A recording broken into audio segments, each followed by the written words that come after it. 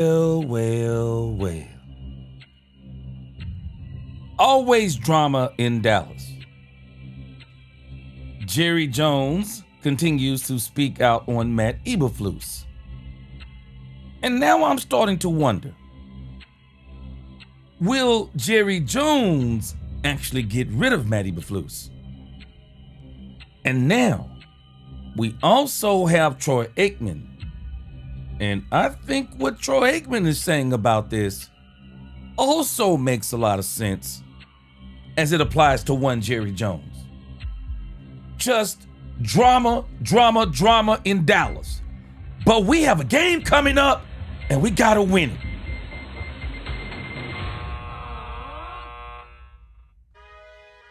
Yep, let's go. Yeah, let's go. There is a 1% chance. And I am telling y'all right now, I am not yet giving up. As a man of faith, 1% means there is a chance. Welcome, Cowboy fans and Cowboy haters alike. I'm the G. I'm the host of Let's Talk Cowboys, where we talk facts. And as you come into this live stream, please hit that like button, share, subscribe, hit that notification bell so you know the next time we post another video or go live, and we are live. And if you haven't become a channel member, subscriber yet, what are you waiting on? We still got a bunch of content coming up this season. Now let's talk facts. Cowboy fans, if you think the season is over, this is the wrong channel for you. The season is not over. This season will not be over for me. And this is why I refuse to push the button on looking past this season until I see the Philadelphia Eagles beat the Washington Commanders tomorrow night.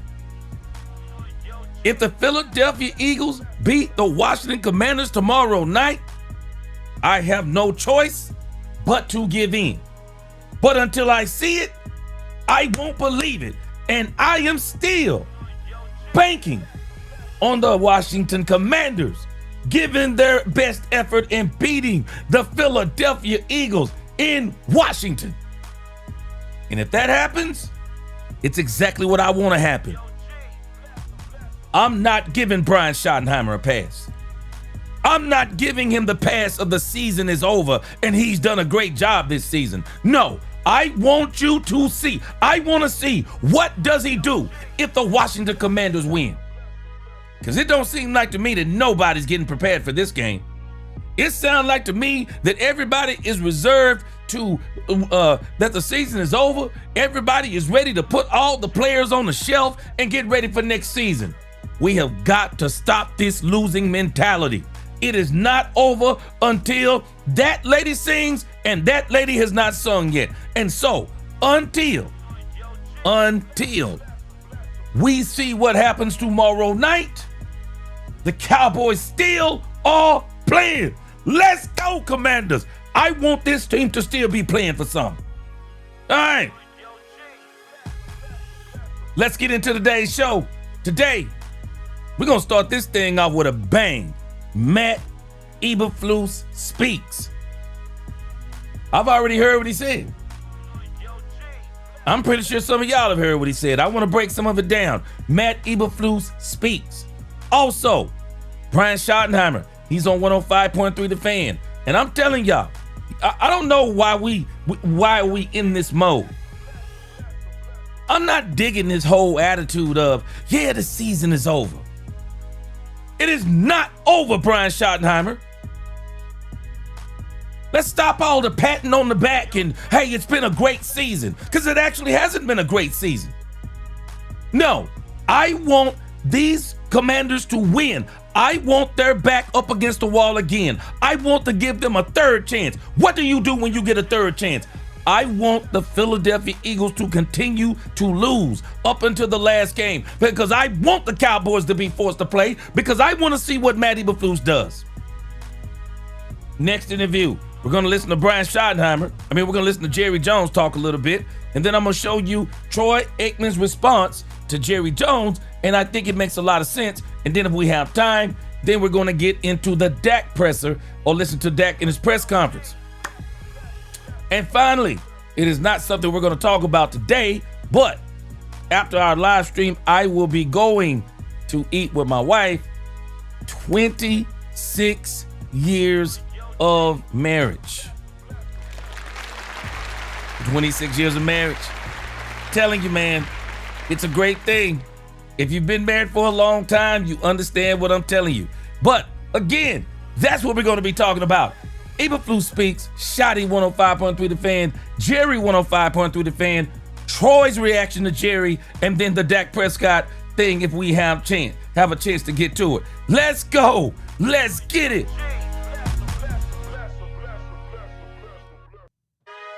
Yep. Let's keep it going. Let's get a quick roll call, and then we're going to get right into this thing with one Matt Eberflus.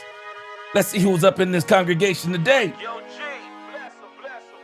Yep. Lockin' D, what is going on? He said Flus is gone next year. I think Jerry will let Shotty pick his DC. Hold on. I want you to hold that thought. The Queen, what's going on? My sister, good to see you. John Jones, as usual. What up, G Money? Hey, John Jones, you know it's a New Jack City. Let's go.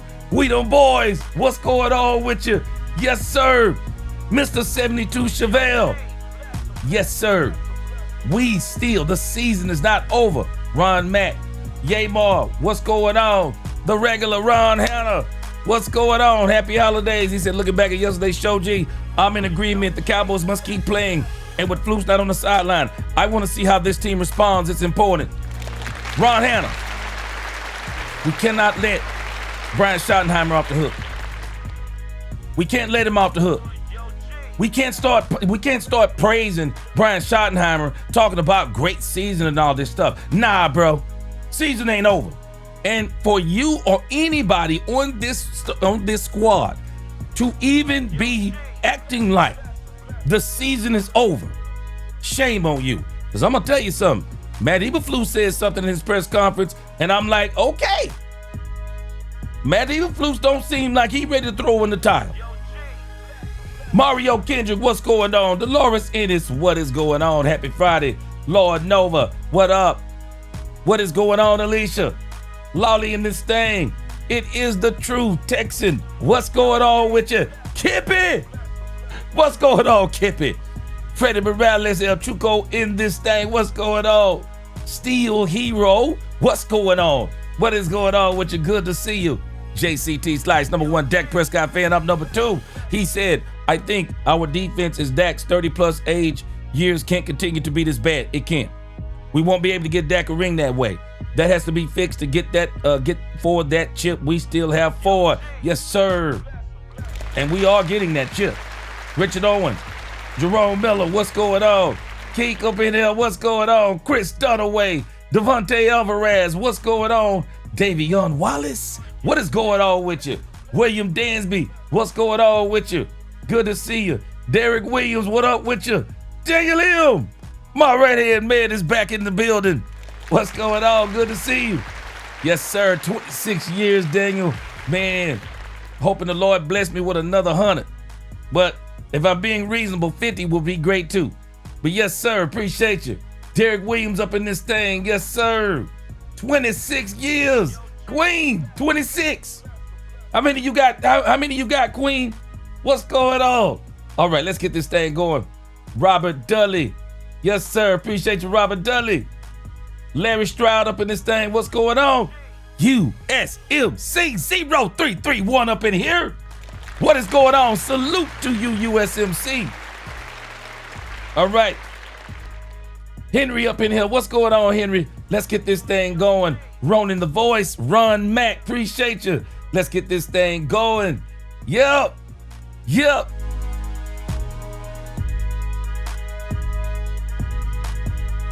Let's go. All right, let's get this thing going. John Henry, what's going on? All right, man, let's get this thing going. Matt Eberflus. Let me say something too. As we are going to listen to Matt Eberflus. One thing I always have to bring myself back to reality on as we are talking about people, coaches, players, as we're talking about people, I have to understand that we're talking about people. And I always want to remember that. And as much as I think the Cowboys have got to do something about Matt Eberflus, I still want to acknowledge that he's a man. I want to acknowledge he's a man. I want to acknowledge that he's a man that we all got to realize he has feelings. Now, he signed up for this. So scrutiny comes with the job. But I do want to remember that he is a man. I'm sure he's a man. He's a father. He has faith in God, it seems. I always want to remember that stuff. So I don't want to be too abusive. I don't want to be abusive towards Matt Eberflus because, I got to acknowledge the fact that this is probably a hard thing for him to go through. And the reason why I know it's a hard thing for him to go through is because some of this isn't Matt Eberflus's fault. The part where I fault Matt Eberflus, I fault Matt Eberflus because he seemed to refuse to make adjustments. He wants to always kind of revert back to say, but my system. I just want you to know my system is good and my system works. And the problem that I have with Flus is Flus should have just said for this year, he should have just did what other coaches have done. Okay, I don't have the players this year. I'll continue to talk to Brian. I'll continue to talk to Jerry that I don't have my players this year. So I'm going to adjust my system to fit these players and see if we can get these wins, and I'm going to go all out and do what I can do. So this is where I fault Matt Eberflus. But I don't want it to get lost in the sauce that he's not a man. That he's not a man with feelings. And so I just have to throw that in because, sometimes we get so abusive when we start talking about people, players who we no longer want to be doing this, that, or the other. That's why if you've ever listened to me talk about Trayvon Diggs, I always, I don't mind saying that I got issues and things going on with Trayvon Diggs, but I'm also making sure that Christian man element of, but at the same time, I still want the best for Trayvon Diggs. I want the best for the Dallas Cowboys. But I also want Trayvon Diggs to understand that there's a life outside of the Dallas Cowboys. But I'm just saying all that because I know sometimes when we get in these conversations, I don't want us to forget, because in the entertainment part of it, we treat everything like it's a movie and movie characters. These are real people. These are real people. And so, when we talk about Matt Eberflus, man, I just want to make sure I continue to keep that part out there because I don't want the part of get rid of Matt Eberflus to be at such the forefront that people feel like it's okay to just degrade Matt Eberflus. I got to keep my own self in check with that. But do I believe that Matt Eberflus needs to be gone? For the very reasons that I've been expressing. Very stubborn. Doesn't put his players in the best situation to win. And I also wonder if he's even a people person. So let's get into this thing with Matt Eberflus. Yeah, I appreciate y'all wishing me happy anniversary. Queen, you got 6 up on me. I see you, Queen. Queen, 32 years. No regrets. Amen, Walls. Amen, Walls. Jeremy Miller said he 10 strong. Freddie, He said 64 years single. Yes, sir. He said, hopefully the Lord will bless me with a 65th. Hey, ain't nothing wrong with that either, brother.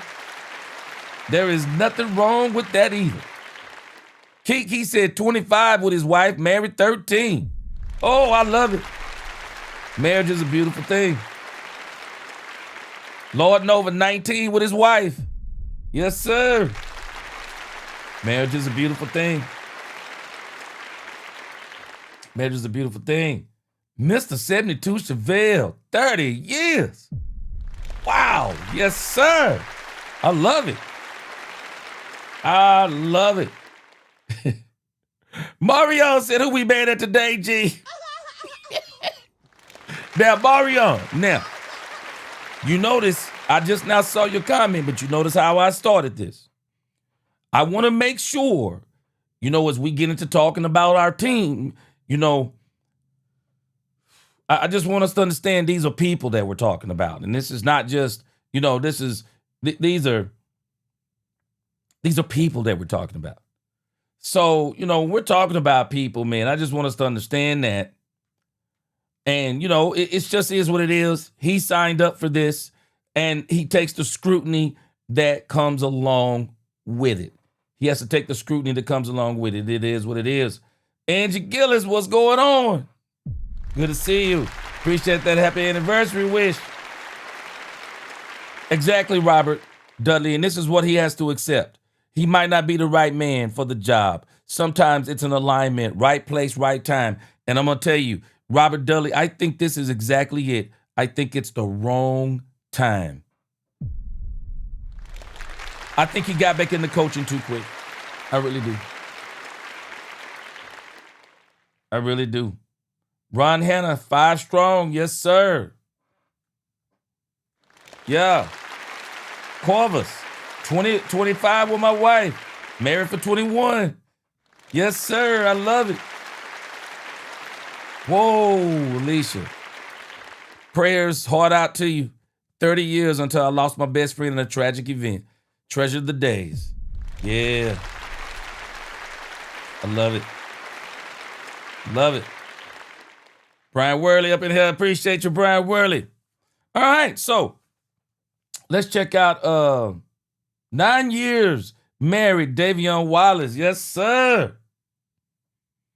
Yes, sir. Daniel, happy birthday. Early birthday, 30 and 4 days. Bro, you think time flies now. Time ain't flying on you yet. Man, wait until you get, you got about, I say 15 to 20 before it really start flying on you. So, hey, just enjoy it, man. Enjoy it. That's all you got to do. Yeah, I love it, Brian. 18. Yes, sir. Oh, I love that. 18. True Texas. He said, I will keep this non-personal. Our defense coordinator sucks. Hey, true Texan. He's got to accept that. He's got to accept it. Just as he has to accept what it is. It is. Yes, he has to accept it. Robert Dudley. Yes, sir. Happy anniversary. 26 and going strong. Yes, sir. He's I can learn a lot from you. Yes, sir. Hey, I appreciate you. Learn a lot from y'all too. Hey, Robert Dudley, I'm telling you, I am still on this train with the Cowboys, man. This thing is far from over.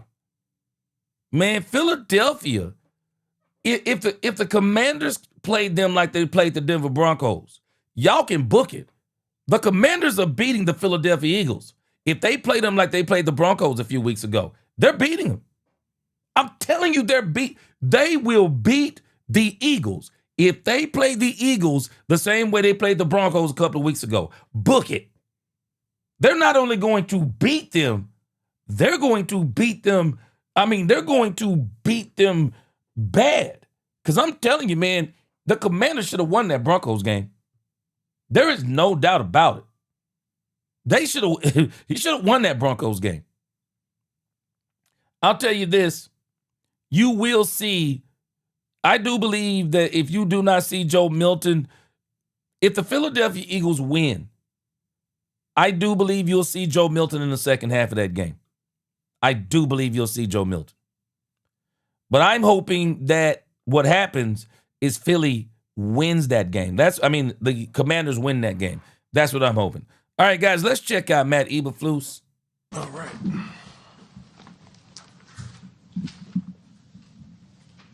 Okay. All right. So I'll open up the questions. Go ahead. Calvin Watkins, Dallas Morning News. Jerry Jones this week said that it looks like the next 3 games will be a major component in defining your future. Just your thoughts on that. Yeah, this, like Shadi said the other day, this is the NFL.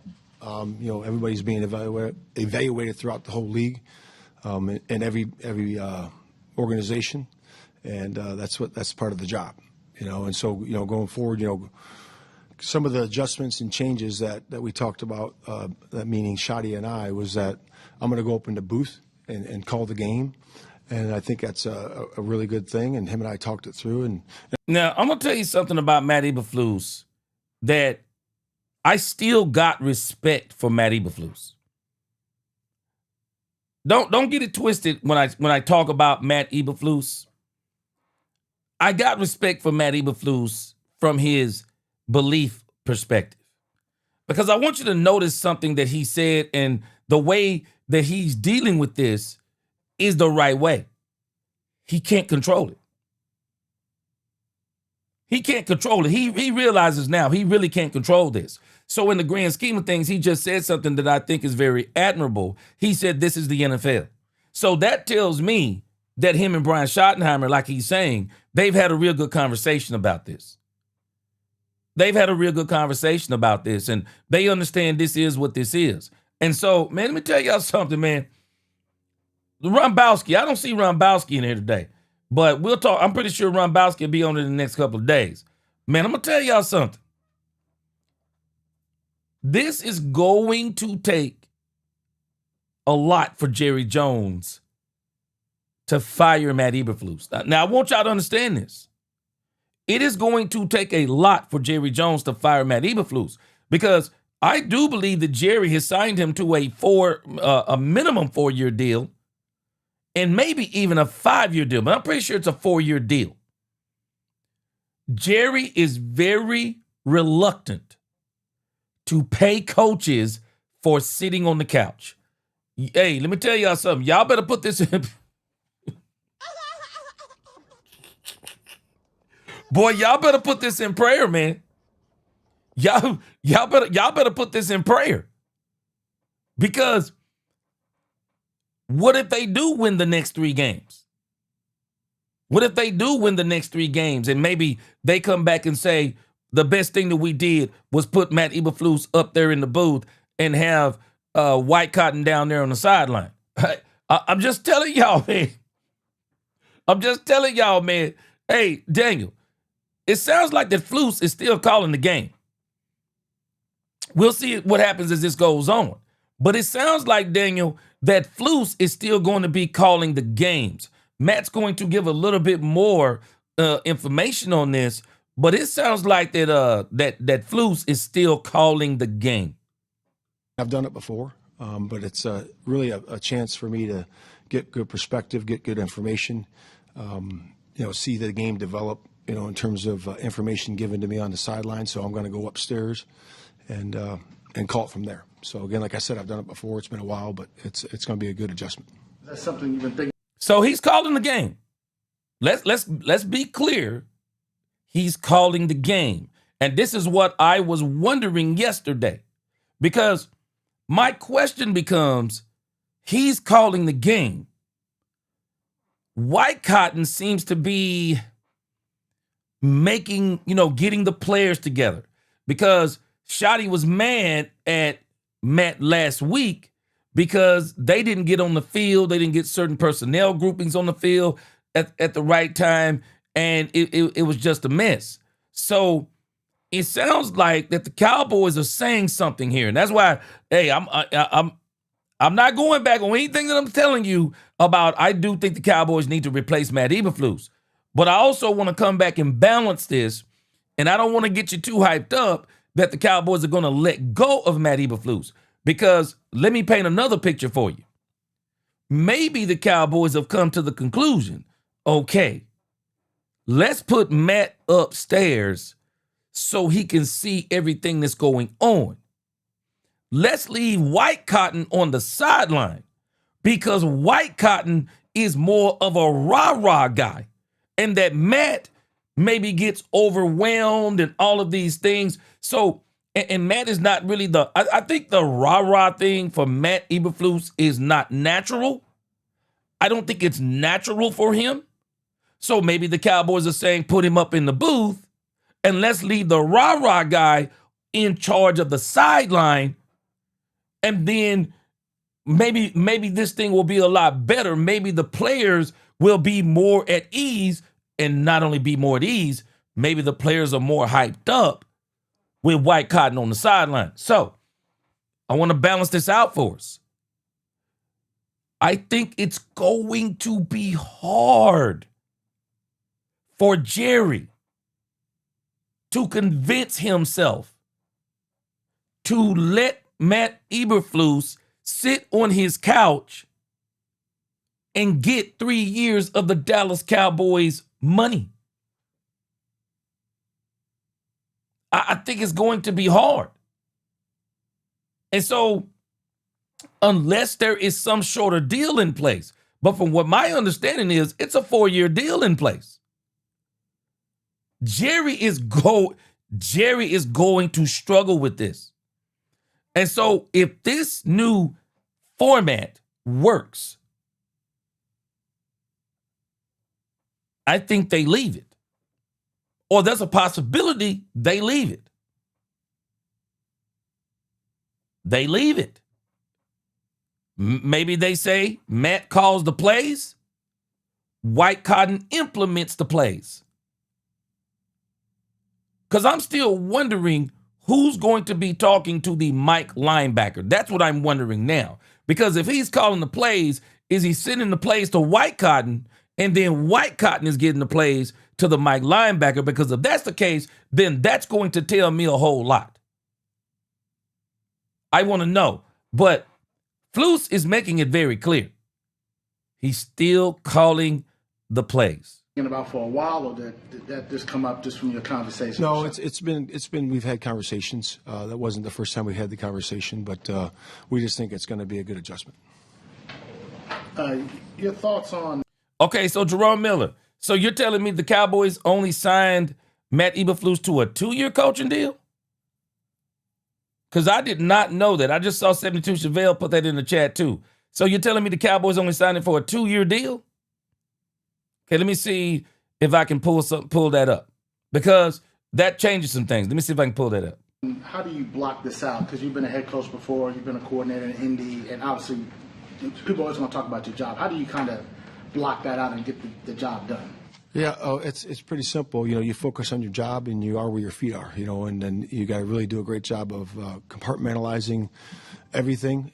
That's with success too. When you have major success and you're winning a bunch of games, that's the same thing. You always got to block those things out, and it's important that you focus on the job and the opponent that you're playing, and focus right there. Matt Todd Archer with ESPN. When you look at the season and the sack numbers and the takeaways, why do you think you guys have not been able to be up higher than you've been in the past? Yeah, it's a frustrating thing for me because I know we preach it, I know we talk about it, we practice it, and I know they come in bunches, and our guys have been working diligently at it, and you never know when it's going to spring open. And the guys are continuing to work hard at it, and it's a group effort. You know, everything happens in the pocket for the most part in terms of takeaways. So pressure in the quarterback and doing a good job in the pocket with a 4-man, 5-man, whatever the rush is the start of it. And after that, it's about, being fanatical about punching the ball all the way down to the ground, because most fumbles happen on the way to the ground. Ball comes off the seated position, and we got to do a great job when the runner's going down too. And then when the mic.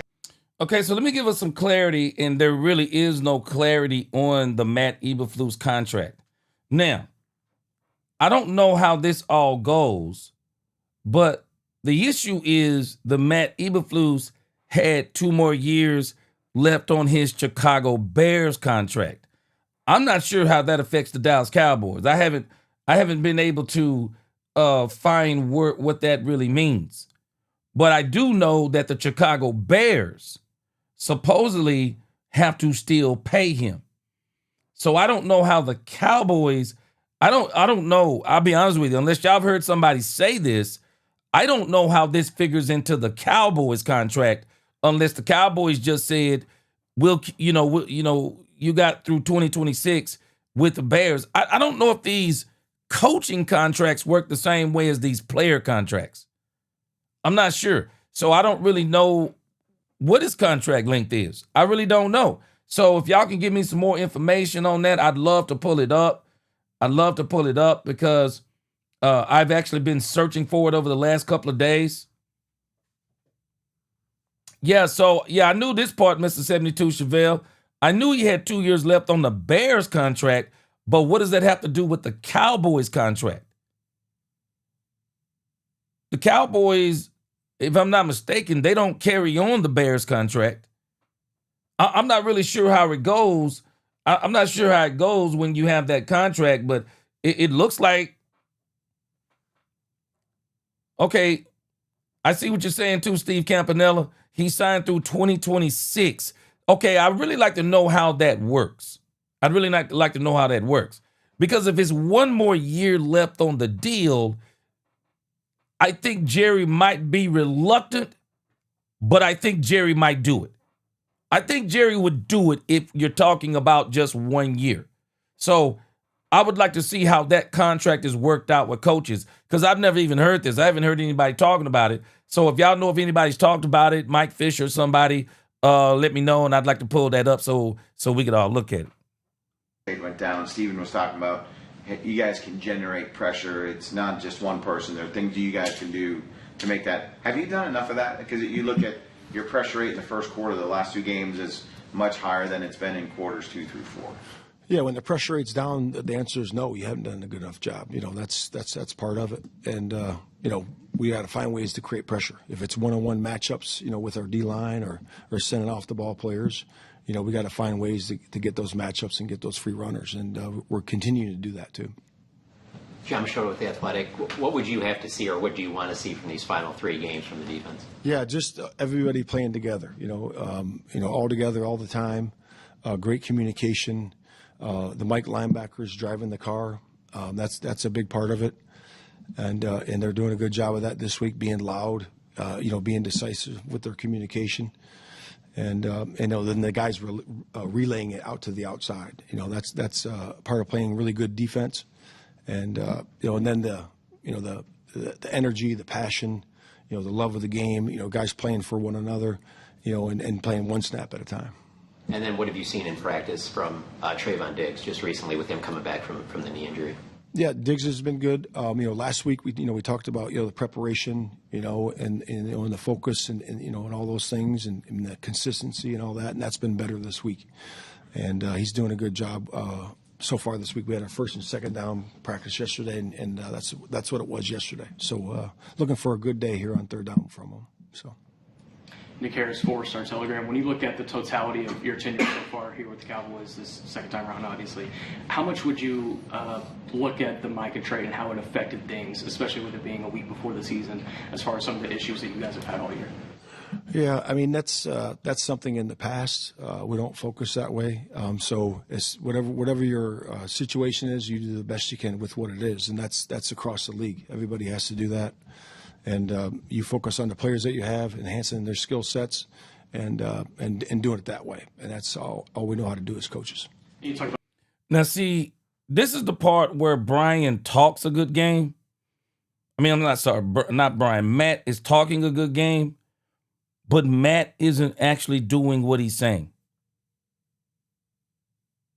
Even what they're asking him about the blitz. See, they're asking him something that's happening with the Cowboys that don't make sense. We've seen in 2 games in the first quarter, Cowboys blitz rate very high. Cowboys either you can see where they're creating pressure. They got a turnover. You can see the difference in the first quarter of the Minnesota and Detroit game. Looked like we were going to run away with it.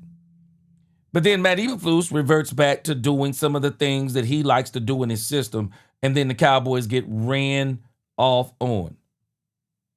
And so when you start talking about this, when he's talking about this, it's fine that he's talking about it, but at the same time, he's not doing it. Give you a prime example. So when the Cowboys went up 23-17 on the Minnesota Vikings, why didn't Matt Eberflus start blitzing Minnesota out of their minds? That was a momentum. That was a turning point. You gotta, right there, you gotta really turn it up on the Minnesota Vikings once you are able to get that lead back. You got to turn it up. But Matt seems to rest on his laurels and tries to play very conservative. Doesn't work. Doesn't work. And so when I hear Matt talk, it's not matching what he did on the field. It is absolutely not matching what he did on the field. Ronnie Dub in the crib. What's going on? Welcome to the congregation. Ronnie said, I'm not saying he doesn't care about the job, but he's still getting paid from the Bears also through 2026. See, Ronnie Dub, that's really the issue. I don't think these coaches' contracts work like player contracts. He's still getting paid $4.5 million per year from the Chicago Bears. Just because the Cowboys picked him up don't mean the Chicago Bears don't stop paying him. And it sounds like the Cowboys are supposedly paying him $4.5 million a season. So he could easily be making upwardly of $8 to $9 million a season. Man, that's crazy. And I still say, we don't know how many years, because that 2026, from everything I'm seeing, that's for the Bears. Those are two separate contracts from what I understand. Those are two separate contracts. I would love to know exactly how this goes, but this seems to be two separate contracts, and unfortunately, we don't know where it stands. But we'll see. We'll see. Jerry will let us know through the tea leaves, because if Jerry is willing to go through this, well, we already know that contract isn't as long as 4 years. We know then. We will definitely know then. Smokes Check said, heck no, he's not going to fire him. Matt Eberflus is Jerry's Trojan horse. We're going to see. We're going to see. Boy, Chris Dunaway. Bro, say it. For real, though. Man, let me tell y'all something. Chris Dunaway, you're bringing up an excellent point. Chris Dunaway says him and Shotty sounds alike. It's crazy. Man, let me tell y'all something. Let me tell you something. I brought this question up a few weeks ago, and we just kind of we just blew it away and just like, nah, it couldn't be. Has anybody ever thought? Has anybody ever considered maybe Matt Eberflus, maybe Brian Schottenheimer does like Matt Eberflus? Has anybody ever considered this? Because I have. Maybe he likes Matt Eberflus. Because the only person I ever hear take up for him is Brian Schottenheimer. And I understand he's doing that because he has to. But I just wonder if he genuinely likes him. I really do. Does he genuinely want him to be the defensive coordinator? And this is where even Troy Aikman, I believe, is. Maybe Jerry are Jerry and Shotty on the same page with this. And, Jerry, hopefully he's not blowing smoke. But I think that the proof is going to be in the pudding over these next 3 games. We're going to see how this goes. Robert Dudley said secondary is a problem. Need a war daddy. Next tackling, we need interceptions and turnovers. Gee, we need that lightning running back. I agree. For Javonte Williams, I like at the right price. Oh, yeah, I agree. Yeah, and again, I brought this up yesterday. For me, I want the Cowboys to keep Javonte Williams, but he's not the running back I'm looking for. Cowboys need to go in that third, somewhere in that second round. I don't even think we have a third round pick. I mean, the Cowboys need to get them a running. They need to get an explosive running back. And I want somebody even more explosive than Breece Hall. I don't want no retreads. I don't want some running. I would rather the Cowboys go in the draft and get them a young, super stud running back. And preferably in the early rounds. But we'll talk about that as the season goes. Yeah, 72 Chevelle. That's his Bears contract. But what is his Cowboys contract? He's not on the Bears contract. The Bears are still on the hook for paying him the money from the contract, but that's not the Cowboys contract. I want to know what the Cowboys contract is. That's where I am. What's the Cowboys contract? Dolores, what's going on? What's going on, Shenard? Ron Hanna said, well, these last 2 games, the pressures rate has been poor in my opinion. Oh, very, very high in the first quarter, and then they just dissipated. That's Matt Eberflus. That's actually Matt Eberflus. Matt Eberflus, I don't know what it is that he exactly sees, but he tries to become conservative and stop from the offense from scoring points, and it doesn't work. Now, I'm still going to say some of this is his personnel. Matt Eberflus isn't playing with a full deck. I mean, he's just really not. He's not playing with a full deck. But my issue is how he's using the deck. That's the problem for me. We know what you don't have, but it's what you're doing with what you have that has been the biggest problem.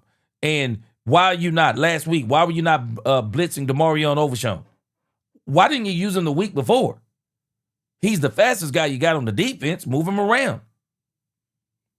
Let him be your Michael Parsons. He's not as big as Michael Parsons, but he's quick. He's fast. Let him be your Michael Parsons. Let him be that extra blitzer. Sometimes the Cowboys might ought to consider in that 5-man front. Maybe you consider putting him at the defensive end position. I'm just saying, he's not doing there's so many things that he should be doing. Yeah, Robert Dudley. Matt Eberflus is double dipping. He's not on that Bears. The Bears owe him money. That's a whole separate contract. Nobody knows what the Cowboys contract is. Nobody knows what it is. Nobody knows what it is. This dude is getting paid. Shoot. Man, this dude is getting paid. Yeah, Jerome Miller. Let me tell you something. Brandon Aubrey did us in, bro. Brandon Aubrey missing 2 field goals. Man, Jerome, bro, what's going on with special teams? What's going on with special teams, man? We've seen some great things from special teams, and then we've seen some terrible things from special teams. What is going on? What is going on? So, again, I really want to see. I'm very interested to see how this goes. Because if the Cowboys are successful over the next 3 games, is it really White Cotton are they really going to give White Cotton the credit? Or do they say, okay, this should have been the formula all along, leaving Matt up in the booth and then leaving White Cotton on the sideline because he's more of the rah-rah guy? This is very interesting. Very interesting. We're going to see how this turns out. The Mike linebackers, what do you think the issues have been with the second level over the course of the season, and what do you hope to see in these next 3 games? Yeah, just the same as what I said before. Just driving the car, great communication, getting it across the board, playing all together, every single play, one snap at a time. And Overshown was. And I'm going to tell you this. I'll give Matt Eberflus credit for this. Again, he seems to understand that he can't control certain things. I'm looking at Brian Schottenheimer's face yesterday. I'm looking at Matt Eberflus's face today.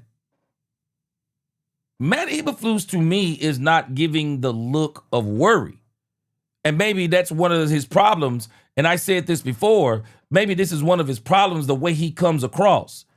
I could see Eberflus as one of those guys that comes across like no matter what he tells you, it's the same type of monotone voice that you don't really get, you'd have to know the subject matter to know the urgency of it versus listening to his voice and understanding the urgency of it. If that makes sense. So maybe this is another reason why they're moving him upstairs, because I don't think he's a poor communicator. I think he's a great communicator. I just think it's the way that he communicates.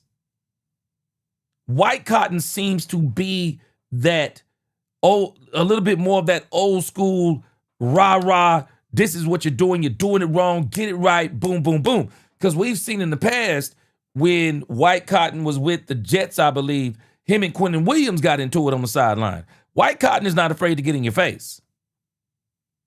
Yeah, he's not afraid to get in your face. But, again, I haven't really heard a lot from Matt Eberflus on the sideline, but I'm just wondering. If this is where they're going, saying this is not a good idea. Now, again, Papa Sausage.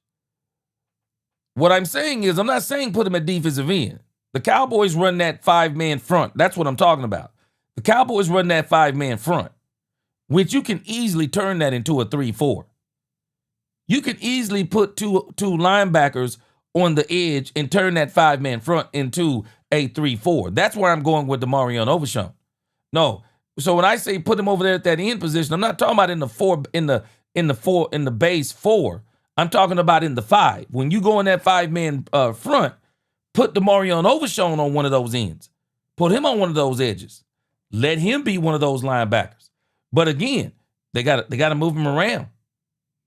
They're not moving him around enough. He's the most dangerous weapon, if you ask me. Now, you can't move Quentin around because he's the tackle. But outside of Quentin Williams, Demarion Overshown is the chess piece. You should be able to move Demarion Overshown all over the place. Linebacker, line him up if you're going to run that 5-man front. Line him up on the edge. Or if you're going to run that 4-3, if you're going to run that 4 and rush 7, well, put 3 linebackers in there and let him rush from that. But you got to use a player like him. It doesn't make sense to have a player like Overshown and you're just literally just letting him sit out there and sit at the linebacker position and react. How about you let him get out there and make some moves? No, again, don't do him like Michael Parsons. No, don't do him like Michael Parsons. What I'm saying is you got to move him around. Move him around. In that 5-man front, let him be one of those guys on the end. And let him blitz. Let him rush that passer. Or if you're not going to put him on that end, then let him blitz from, if he's going to be one of the 2 linebackers, send him in for the blitz. They're not moving him around enough. They're not. He is their most versatile player they have on the defense. Yeah, true Texan. Yeah, you're saying not the message, but the delivery. True Texan. This dude comes across like a guy that you sit down to do your taxes with. I'm just telling you. That's how Flus comes across to me.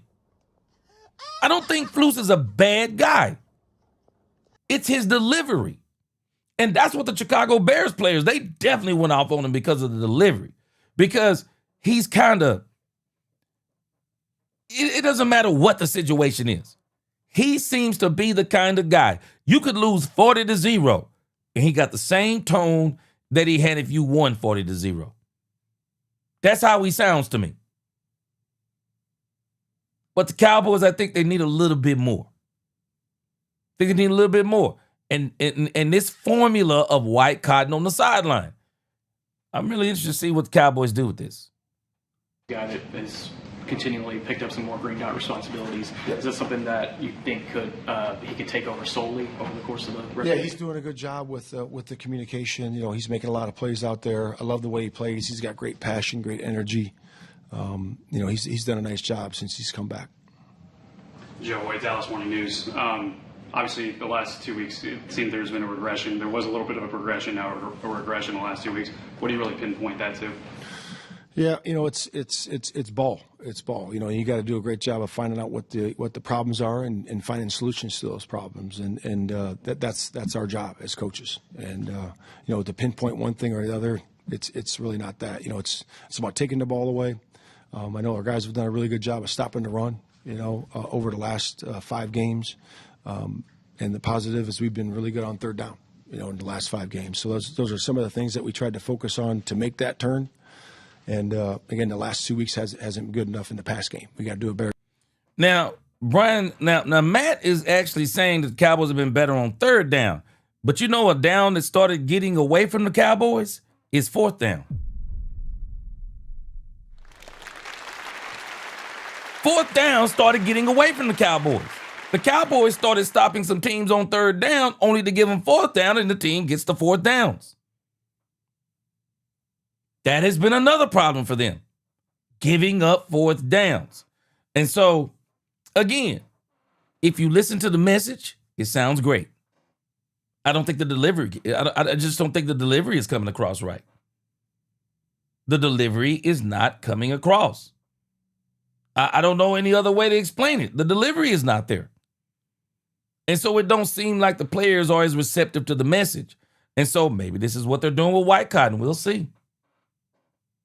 Christian Legal, this is an absolute blow to the Cowboys. And now it explains something.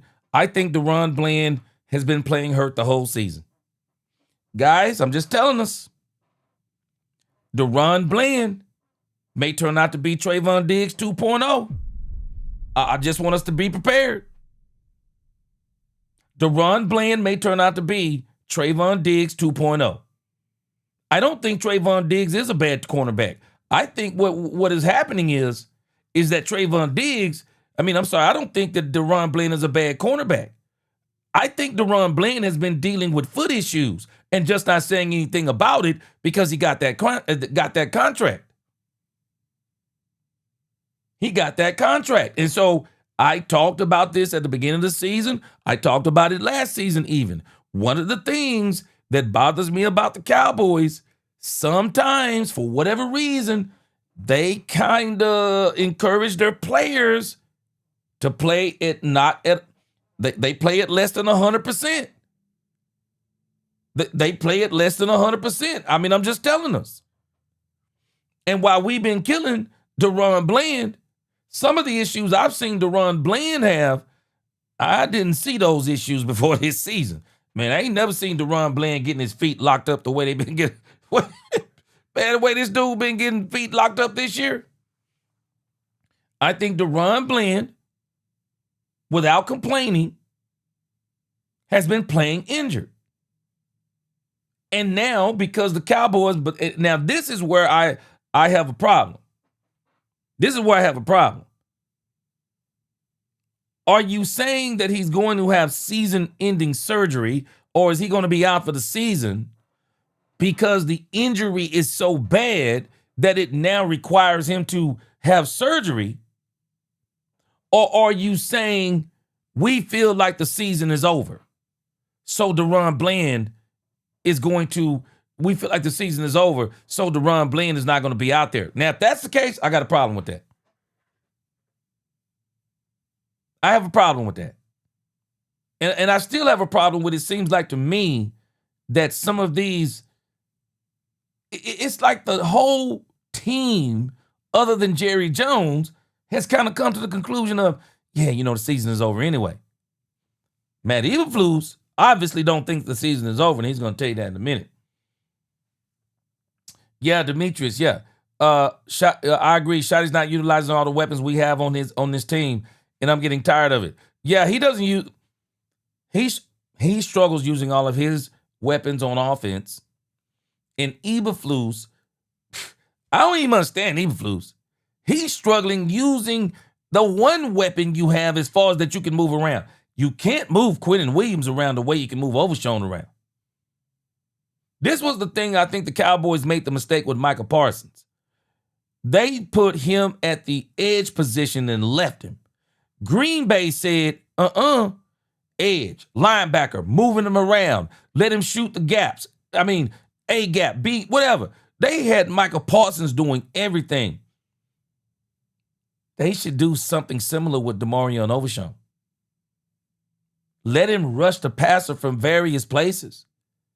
Let him rush the passer. Let him drop back in coverage. Let him continue to be a part of the run game.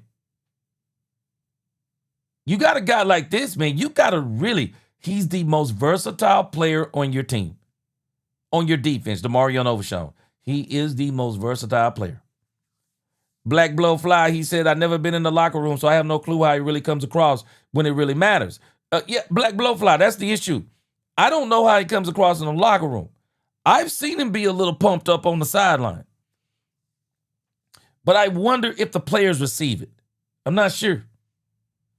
I'm not sure if the players are receiving it. We're going to see how this all turns out. Lisa says, stop giving up on the 5-man front. That's the best thing we've done on defense this year. Now, Lisa, I brought this up early in the season.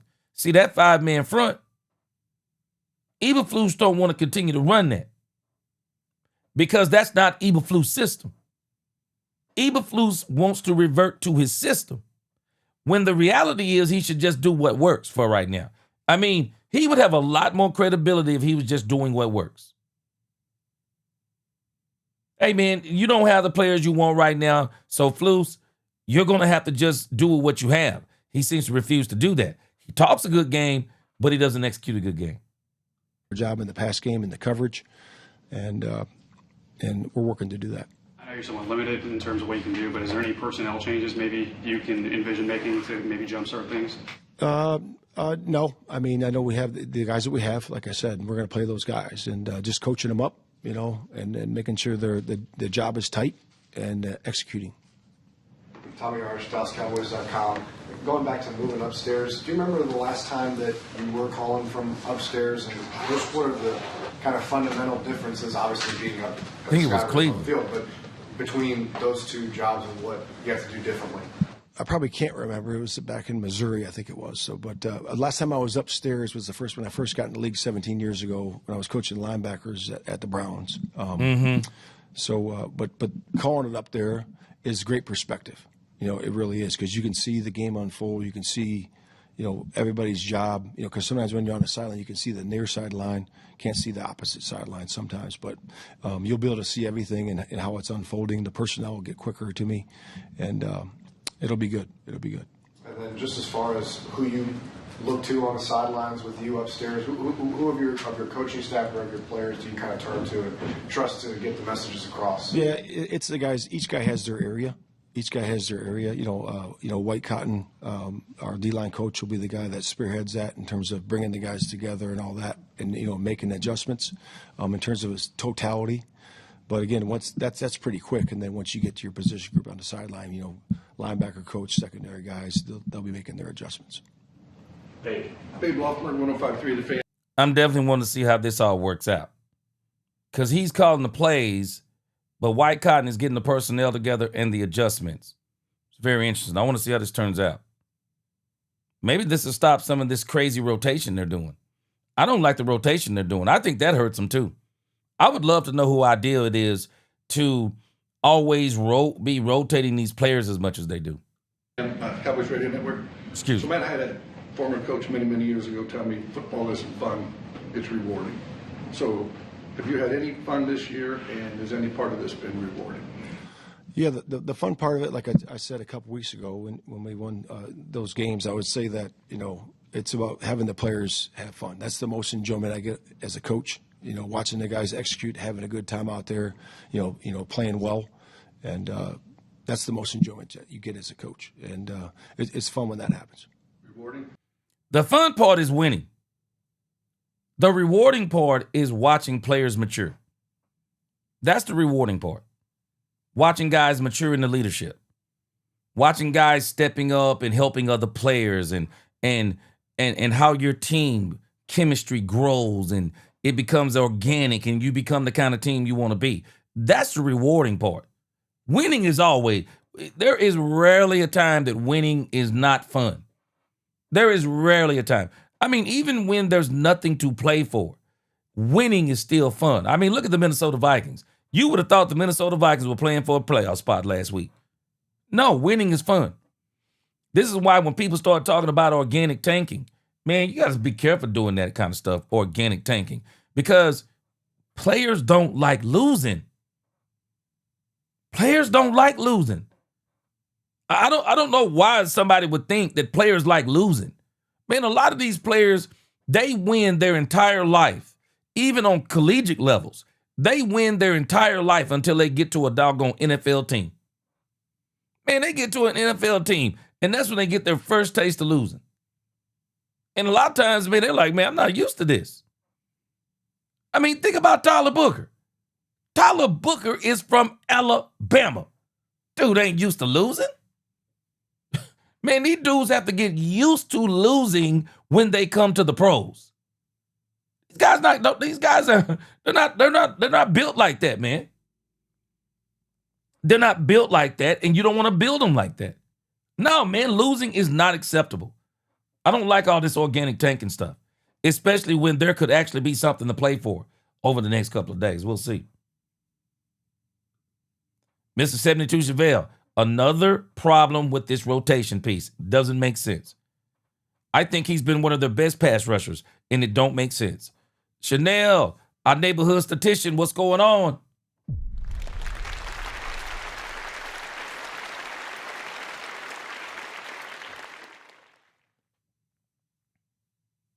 Tatiana, I do think the Cowboys rush players back sometimes. I do think they do it sometimes. Because we'll notice that Cowboys players will come back and then they'll get hurt again. Think about Michael Gallup. Michael Gallup. I mean, the only player that I can think of in the grand scheme of things that has overcome major injuries is Dak Prescott. Dak comes back and Dak stays. But a lot of times, man, we see some of these players, they get hurt and they come back and they hurt again. Jerome said teams are playing us like we can't give Dallas the ball and they be in 4-down mode. No doubt. They're afraid of the offense. It's smart. Keep the offense on the sideline. And Jerome, I still say, I don't think Diggs was right about Flus's system as much as Diggs was right about himself inside of Flus's system. Diggs is saying that he think they should run more man. But Diggs, whether he admits it or not, Diggs wasn't ready to run man. Diggs was not ready to run man. Diggs' knees, I still say, Jerome, Diggs' knees are not right. I don't know if they're right now, but they were not right. I don't care which one of them you're telling me about. Those knees were not right. That's why by the second game, like he said himself, he was having swelling. And then I noticed something else he said the other day, and I'm like, okay, so Diggs is actually admitting that he was having some issues with his knees. Because he said, I was having some issues with my knee, but now I feel good. I feel healthy. So hold on a second. So now there's more truth.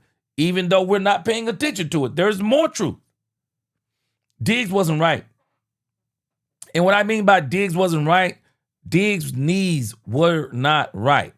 And he himself rushed himself back. And I don't understand why he did it. I think he'd have been better had he stayed out about 5 or 6 more games.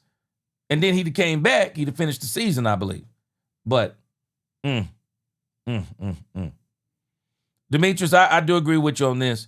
I don't think the Cowboys can endure another year of Eberflus. I don't think I don't think he matches Brian Schottenheimer.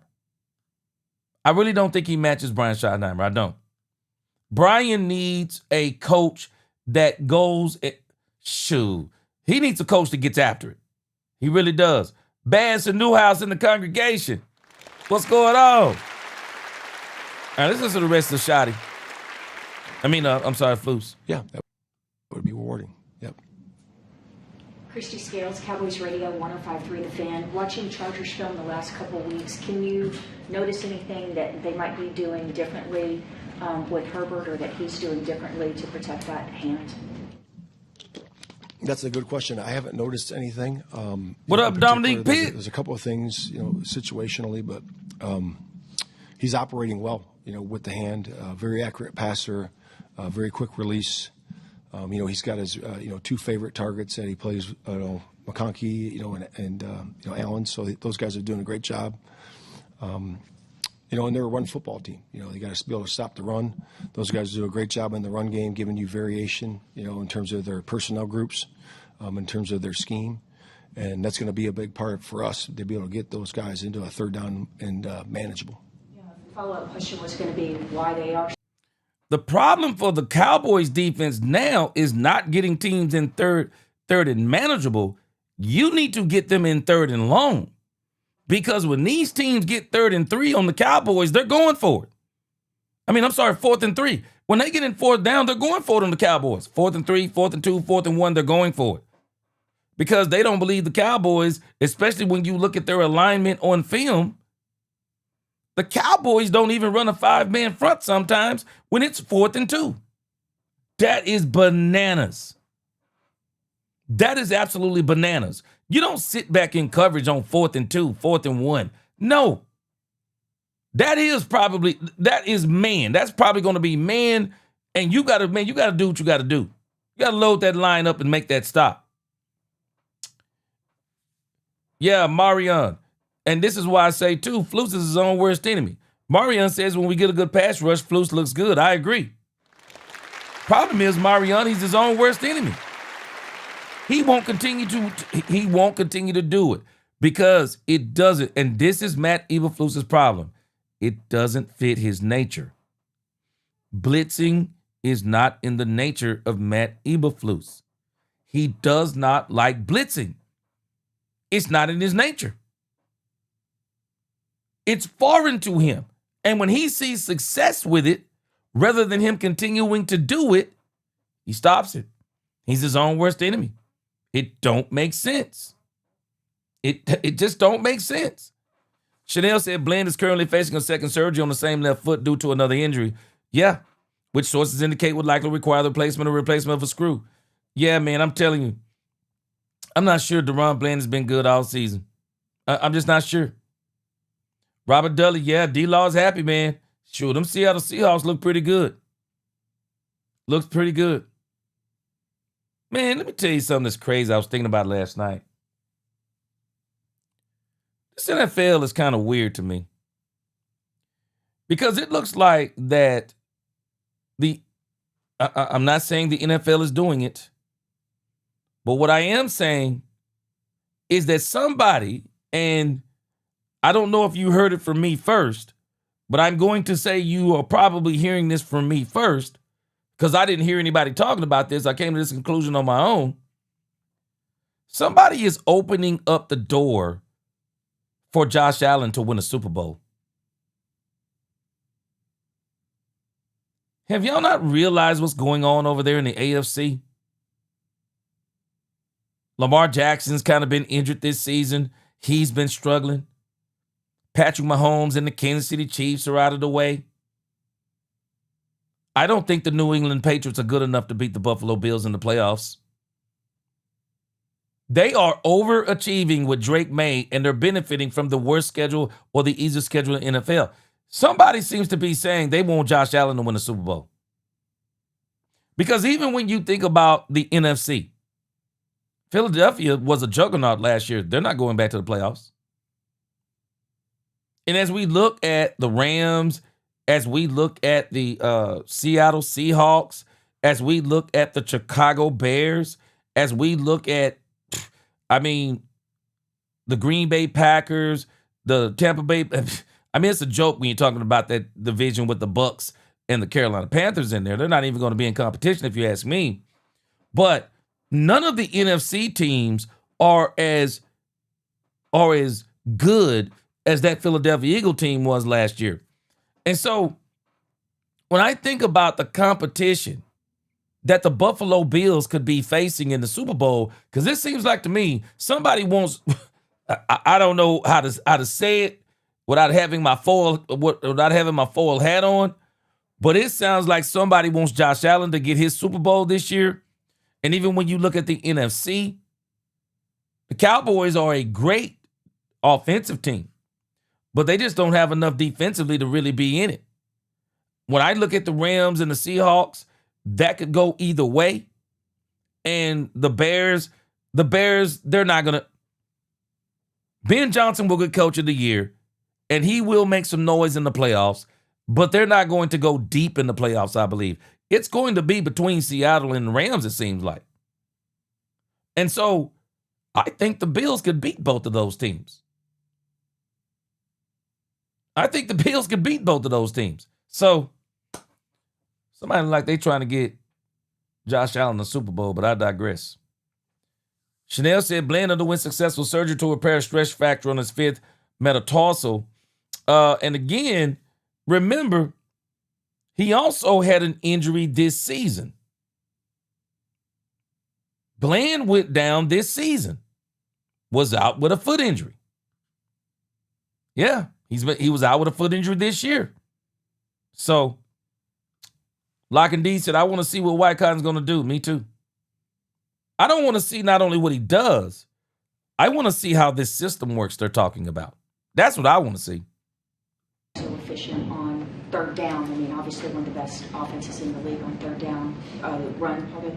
Yeah, very efficient offense. You know, they like to operate in that lower part, you know, and they do a lot of times. And, you know, when you get lower there, you get more efficiency, you know, and that's just it's how they want to operate. Brad Sham, Cowboys Radio 105.3 The Fan. Matt, especially drawing on your experience as a head coach, if you're mathematically eliminated after this week, is there any value, in your opinion, of specifically creating time to look at guys? I'm thinking of Turner, Winfrey, and Butler particularly. Is there value in getting those guys involved so you can evaluate them if you're eliminated? Yeah, we'll evaluate the roster every single week like we do, and we'll do what's best for the football team to win the games. You know, we're in this to win every single game, and it's another championship opportunity right here this week in front of us, and we'll focus 1 week at a time. Matt Eberflus says championship opportunity. That tells me something, that Matt Eberflus also believes that the season isn't over. The season isn't over. Man, I'm telling y'all, I said this last week. Oh, we might be, man, I'm going to tell you something. We may be fuming after this week. Because if the Cowboys beat the Chargers, who beat, if I'm not mistaken, they blew the doors off the Minnesota Vikings. Man, if we mess around and beat the Chargers, boy, Cowboys Nation going to lose their mind. Cowboys Nation going to lose their mind if we win this Chargers game. And I think there's a good chance the Cowboys do win this Chargers game. Thanks for Talk Cowboys. You mentioned the personnel groupings and being able to see it from up top. Has that been an issue of getting the right calls down to you to say, what is it, 11 personnel, is it 13 personnel, whatever? No, it hasn't been an issue. No, not at all. It's just perspective. You know, again, I've been in football a long time. I've seen football a long time, so I'll get the information very quickly that way. So let me. This guy just asked a great question, and Matt can't really answer it. But the question is powerful because it makes sense. So you're telling us that with you in the booth, White Cotton on the field, you're going to be able to get better communication to the players and getting the right players on the field and making the adjustments. You're saying you're going to be able to get information quicker being upstairs when you actually should be able to get the information quicker because you're on the sideline. Make that make sense. Make that make sense. How do I get the information quicker upstairs when I'm downstairs and it's instantaneous rather than it going through all of the channels and do. Okay, everything's right. And then, yeah, we know, man. It don't make sense, bro. It don't make sense. I'll tell you what does make sense. What makes sense to me is the Cowboys did not want Matt Eberflus on the sideline. That's what makes sense to me. They don't want him on the sideline for whatever reason. They have come to the conclusion it would be better for him to not be on the sideline, bottom line. Because it's the only thing that makes sense. Because that explanation he just made, that explanation don't make sense. The guy's asking the perfect question. Bro, come on, man. How do you get quicker and better communication upstairs, man? I think there's some chaos and disorder when he's on the sideline. I think there's some chaos and disorder. I think there's a lack of response. And again, somebody said it in the chat earlier. He might even be a morale killer because he's so even keeled. He just said championship moment with a straight face, no emotion or anything. And I'm sure his family knows how he is. His family loves him, and I'm sure he's a great guy. I bet you Matt Eberflus, in the grand scheme of things, I bet you he's a great guy. I just bet you he's a great guy. I bet you if you knew Matt Eberflus personally, every last one of us, or I bet you the majority of us would love Matt Eberflus. But I'm going to tell you right now, there are some people that I absolutely love in my family. I love in my church family. I love in my life. But there are certain things that I would not ride with them on, and I wouldn't want them riding with me on it, and I wouldn't want them being in charge of certain things because I love them, but I know how they are, and I think this may be the issue with Matt Eberflus. Do you need a vote of confidence from the front office?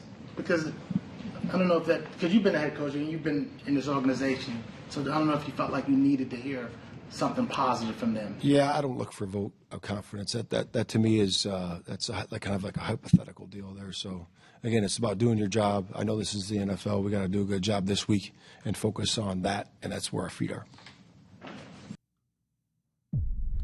I love that answer. I'm sorry, but I love that answer by Matt Eberflus. I love it. I love it. He is in reality with the cold hard facts. That's the reality, bro. You don't get approval unless you're successful. That's a grown man answer. Yeah. Grown man answer. That's a grown man answer. There's nothing else you can do. If you're not successful, you're not going to get the vote of approval. So why would you be looking for it? Why would you be looking for it? It is what it is. I like it. Yeah, Papa Suge. Now, in that situation, I can get what you're saying right there about Diggs. Diggs wasn't right, but he was right about Flus. We all agree that Flus hasn't been setting his defense up for success. And so where I can agree with you, Suge, is that I can see it from both sides. Diggs is saying, I'm a better man corner. But the reality is Diggs can't play man like he used to. And if we think he can, you're not watching Diggs. Diggs could not turn and run and accelerate. And that was one of his issues. And we saw some glimpses of him getting totally toasted this year. But I do understand what he's saying, that I play better man. Bland plays better man. And Savon Revel Jr. hadn't hit the field yet. But as far as the other players go, I don't see where Diggs could say the safeties play better man, because I'm going to disagree with him there. No, these safeties don't play better man. These safeties play better in the box. Malik Hooker and Donovan Wilson play better in the box. You put them dudes in coverage, man, it's a liability. If they're in man coverage, it's over. Because we've seen it this year where teams have figured out ways to isolate themselves on the Cowboys safeties, even in zone. So that's why I say I don't think he's right so much as in overall. I think he's right about himself. I don't think he's right about, because Kenneth Murray Jr., come on, in zone. Kenneth Murray ain't good in man or zone. He is not good in man or zone. Even when we think about the other linebacker from Chicago, man, we were playing early in the season. I mean, Eberflus bottom line, just has not been able to evaluate his talent and use them the best way possible. That has been his problem. But as far as the man statement, let me give you the side of Eberflus. Eberflus on the other side is pushing back against Trayvon Diggs, saying, bro, you talking about man, but you can't play man. I think that's what Eberflus is pushing back, saying, you can't play man. We're watching you in practice. You can't turn and run. You don't have the acceleration. You can't do, and we've seen you in games, you can't do certain things anymore. And this is where I have the problem with Matt. Matt, because he can't do certain things, Matt will go ultra conservative to stop the things that he's seeing that's happening. And then they keep on happening because he don't have the personnel. So that's where Matt Eberflus is making the mistake. Bro, go down swinging. You would actually look better. Matt Eberflus, I don't think anybody would be questioning Matt Eberflus if Matt Eberflus was saying, I'm going to do everything I can do to win. I'm going to make these adjustments. I'm going to run more blitzes. I'm going to be situational with man and zone, and I'm going to be multiple and all these things. If he was getting slaughtered doing that, I don't think we would be having a problem, because I think we'd all be saying, hey, man, the dude doing the best he can with what he has. And so until he gets better personnel, it's not going to look any better. But the knock on him is, and it's starting to become blatantly apparent, he doesn't put players in the best situation to succeed, a la his 5-man front, which I don't think is his in the first place. I don't think it's his. I'd like to know who came up with that idea. Who came up with the idea of the 5-man front? Because that don't seem to be a product of Matt Eberflus. All right. Let's read some comments. Nisi, what's going on? Welcome to the congregation today. Brandy, this is his biggest issue. He won't stick with what works. He'll have some success and he'll run away from it. Ice Cold Cowboy, Matt's best friend is Murray, so that says all you need to know. Ice Cold Cowboy, I'll never understand the Kenneth Murray thing. Lock and D, I agree. We need to blitz because all these quarterbacks we playing staying in the pocket for too long. And that's what J.J. McCarthy ate us up. That's where he ate us up. Yeah, Papa Sugar is not in his nature. Hey, Papa Sugar, I agree with you. Blitzing is a part of the game. This is where Zimmer turned this defense around. Zimmer just said, forget it. Zimmer said, I'm sitting in the crib, man. Zimmer said, forget it. I'm sitting in the crib. And in particular, I'm sending Demarion Overshawn. Man, Zimmer just said, to heck with all that stuff. He said, the heck with all that stuff. That dude just got after it, man. Dan Quinn. Dan Quinn didn't have linebackers when he was here. What did Dan Quinn do? Man, I ain't finna argue about what I don't have. I'll sit in the crib on you. Shoot, Dan Quinn, man, Dan Quinn unleashed them horses on them boys. Man, he didn't care. Dan Quinn said, if I'm getting beat, I'm gonna get beat. I'm gonna get beat swinging. The problem with Eberflus, he'll get beat not swinging. Yeah, lock and D. Look at Brian Flores. What would Brian Flores' defense be without cover zero? What would it be? I mean, is Brian Flores really a genius? And I'm not saying he's not a genius, because I think he's a great defensive coordinator. I think he's a great coach overall. But he's really just saying, I'm going to run cover zero. I'm just going to dare you to stop it. If you stop it, you beat us. If you don't stop it, you don't beat us. It's that simple. And that's where Matt Eberflus should be. Hey, I don't have every player that I need, so I tell you what I'm going to do. I'm going to blitz you out of your brain. You stop it, you beat us. You don't stop it, we blow you out because we got a better offense. Bottom line. Yeah, Bass, I'm struggling, bro. Yes, sir. Brandy. Oh, yeah, I forgot, Brandy. Oh, I forgot. Broncos can win a Super Bowl. I stand corrected. Yeah, but I tell you this, Brandy. You tell me outside of the Broncos, what team in the AFC is in the way of the Bills? Outside of the Broncos. And Brandy, I'll tell you this. I'll take Josh Allen over Bo Nix. Josh Allen is a powerful running quarterback. I'll take him. I'll take him over Bo Nix and that, I'm not going to say over that Denver Broncos defense, but that Denver Broncos defense is pretty nasty. But it seemed like to me this thing is lining up for it to be a Buffalo Bills Super Bowl.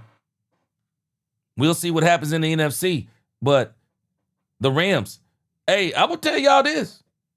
I'm going to tell y'all this. I'm just, until I see the Eagles win, I'm not out on this season. I'm not out on this season. Because I'm telling you, if the Commanders beat the Eagles, the Bills will beat the Eagles. And it's going to be back. And this is why I'm telling y'all right now, I don't want Brian Schottenheimer coaching the rest of the season with no money on the table. I don't want Matt Eberflus calling plays without no money on the table for the rest of the season. I don't want White Cotton calling or doing whatever he's doing on the sideline. I don't want White Cotton doing this with the house's money. I want the money on the table, and I want it to be their money on the table. It's on them. I want these players. I don't want these players playing. I don't want to see the Cowboys beat the Chargers with no money on the table. It's easier to beat teams when there is no pressure to win. This team needs to be trained. It needs to be trained out of the mentality of winning when there's nothing to play for and losing when there's everything to play for. We got to reverse that mentality. That's a mentality. That's a mentality. No, I want the Commanders to push this ball right back into Brian Schottenheimer's lap. Jerry is patting Brian on the back way too quick. Season ain't over. I need to see you finish. And I want to see you finish with something to play for. Because I'm telling you right now, if these people are out there with nothing to play for, please don't believe anything you're seeing. And don't believe anything you're seeing.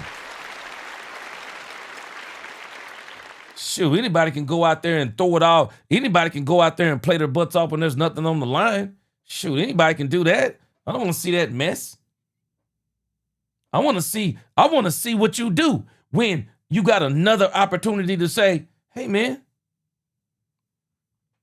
if we win this, we still got a chance. Philly got beat. All hands on deck. I want to see what you do. Ron Hanna, you got to tell me what's up with this championship moment. That sounds like Brian. First time I heard that was Brian Schottenheimer. Hey, Ron Hanna, I said it the other day. You don't get to say it's a championship moment without making the championship. Shoot. Want to hear no championship moment? Want to hear no doggone championship moment? Tell you what I want to hear. Man, we got a big game coming up on Sunday. We got a huge game coming up on Sunday. Because if the Commanders beat the Eagles, it's a huge game. We're ready. We're ready. You know what? Let me admit it. If I'm the coach, let me admit it. We've had two opportunities and we blew both of them. We will not blow the third. If Philly loses, we will be ready for the next opportunity. Come on, man. Doggone it. I don't want these dudes playing with nothing on the line. I don't want them playing like that. Nisa said, gee, I don't buy that logic for $1. Shotty is using that booth as a timeout corner. I 100% agree.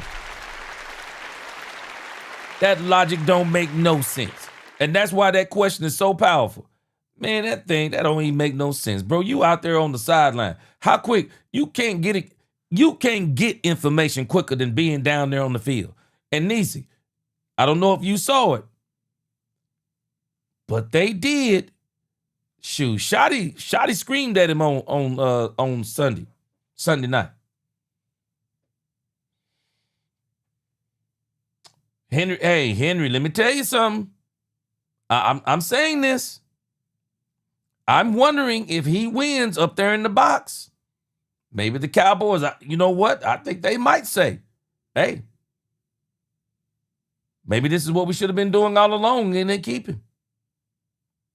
Jerome, yeah, I get that part. I do agree he can see better. Jerome said you can see the game better up top or in the stands better than the sidelines. That's why they use iPads on the sidelines. That's why players look at the pads to see what's going on. Oh, I agree with that part. Yeah, I agree with that part right there. But what I'm listening to him on and why I say this isn't about him seeing what's on the field, this seems to be about him being on the sideline more than anything. Because the things that he's talking about, they're not talking about the alignment as much as they're talking about getting the players together on the sideline. And when he starts talking about that, I'm like, okay. This don't sound like something about he can't see per se everything that's going on. This sounds like, hey, I think it would be best you be up in the booth. I think it would be best. Because why can't he get the players together? He's the defensive coordinator. Why are you letting White Cotton do and why does White Cotton have to get the personnel together, get the groupings together, and make these communications? I want to know who's going to be talking to the Mike linebacker. That's what I want to know. I want to know who's going to be talking to that Mike linebacker. That's what I want to know. We're going to know everything we need to know when we know who's talking to that Mike linebacker. But I'll tell you this. I do not want the Cowboys playing on Sunday. I do not want the Cowboys playing on Sunday with house money. I don't. I don't think you learn anything. I don't think you learn anything about a team with house money. I don't think you learn anything. I don't want to see this team playing with house money. No, I want you, because see, we really already know what you are, because we've already seen when the money's on the table, we've already seen how you performed. Well, you got a third opportunity, and you don't get many third opportunities in this league. The Cowboys have had 2 weeks, Minnesota and Detroit, to control their own destiny. They've had 2 weeks to do it, and they refuse to do it. Well, now I want to see, will they do it if they get a third opportunity? I want to see it. It is time for the Brian. I want to see it.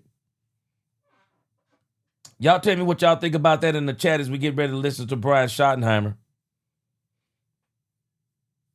Yeah, as we get ready to listen to some of Brian Schottenheimer and some of the words that he has to say.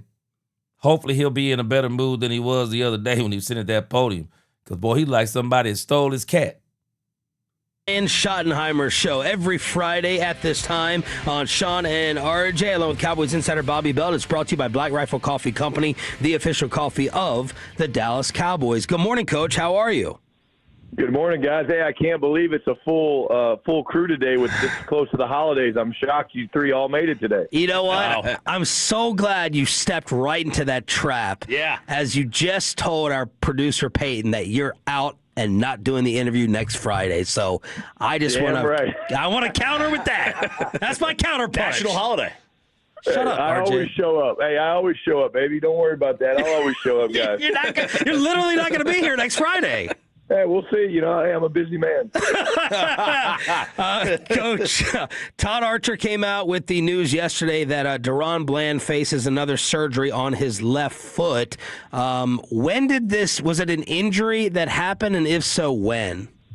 No, it wasn't an injury. First of all, Deron's such a great player. At the end of the day, it's just these things happen sometimes when you go and you get your foot fixed and things like that. These things happen, and it's just something where it kind of, over time it wore down, and it's unfortunate for Deron, but he's such a great competitor, and again, he and I've had multiple conversations since we found out, and he understands the journey that he's got to go upon again, but he's going to do a great job and come back better than before. How long did it kind of linger for him this year? Because it seemed like a season that was not up to his standard.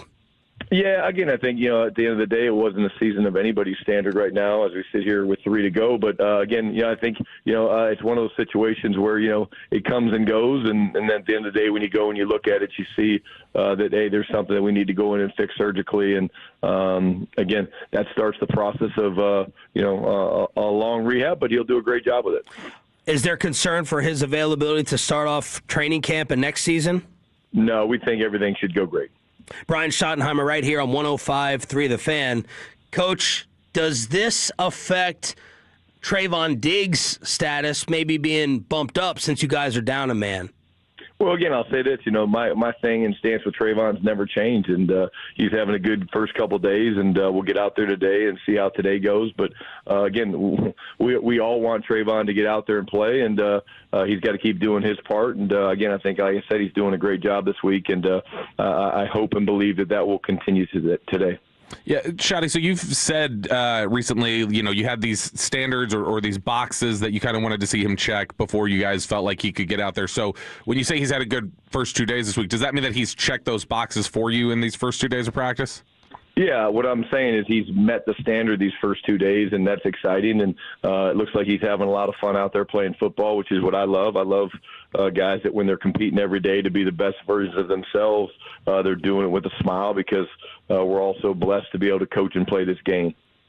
Brian Schottenheimer here on The Fan. Big news yesterday was, at least for us, Matt Eberflus. So, very convenient. Bland might not be playing. And so Diggs is checking all the boxes, huh? Diggs is checking all the boxes. So today is Friday. I haven't heard whether or not Diggs is going to play. The Cowboys have until tomorrow, if I'm not mistaken, to activate Diggs. So big news will be tomorrow whether or not Diggs plays.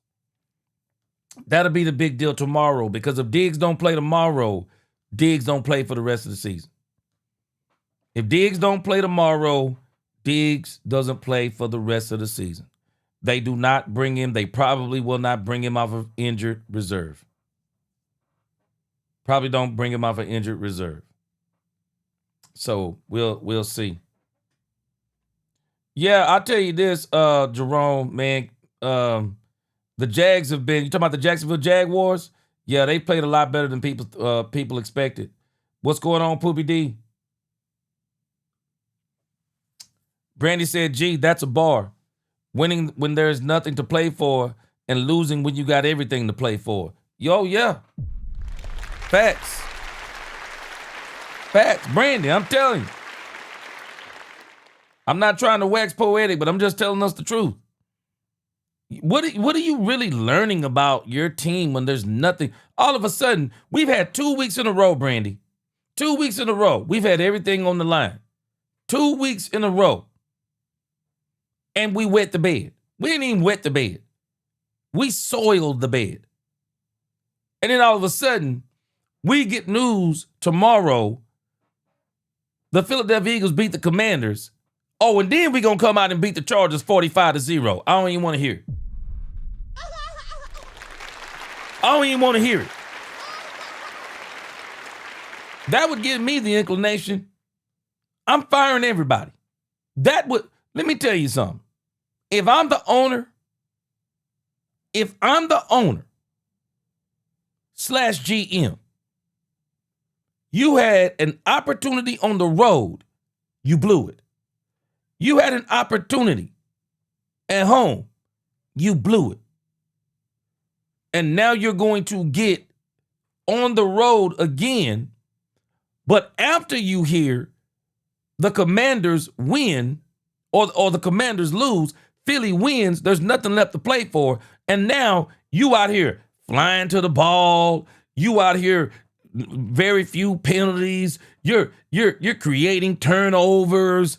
I mean, you're out here doing everything that you should have been doing before. No, I'm going to tell you, I'm going to be highly upset. Because you seem to play different when there's nothing on the line. You are playing different. I'm sorry. I'm struggling hard with that. No, I want to continue to see you with something on the line. I am hoping the Commanders come out tomorrow and they put on a show. And I'm telling us this is going to be good for the NFL because you don't want the Cowboys to go into that Thursday night game and it's nothing but entertainment. Because I can tell us now, we've been talking about sitting Dak Prescott. If the Commanders don't win, you're probably not going to see Dak Prescott sit until the last game of the season if they're playing for nothing. Because why in the world would you play Joe Milton on Thanksgiving Day? When you know that's on Netflix. I bet you Netflix would have a problem with that. Oh, no, Freddie, that 5-man front I'm talking about, I want to know who came up with the idea from the Dallas Cowboys perspective. Who came up with the idea from the Dallas Cowboys perspective? That's what I would like to know. And Ron Hanna may be on to something. Yeah, Ron Hanna might be on to something. Ron Hanna said, like he said yesterday, G, no, and heck no. Sorry, the booth. Sideline ain't going to change a bad DC. Exactly. Yeah, there's something going on. And I think this is them saying, get your butt up there in the booth. You're not good for the sideline. Yeah, Yamo, Sanborn's the one I was thinking about. Bass said, no more chances for Dude. They're going to pay that man sympathies now. If he hypothetically does well at this point in the season, nah, get out of here, Flus. Man, I'm just telling y'all, even as it applies to White Cotton, what White Cotton does for the Cowboys in these next 3 games, if they're playing for nothing, I take it with a grain of salt. I absolutely take it with a grain of salt.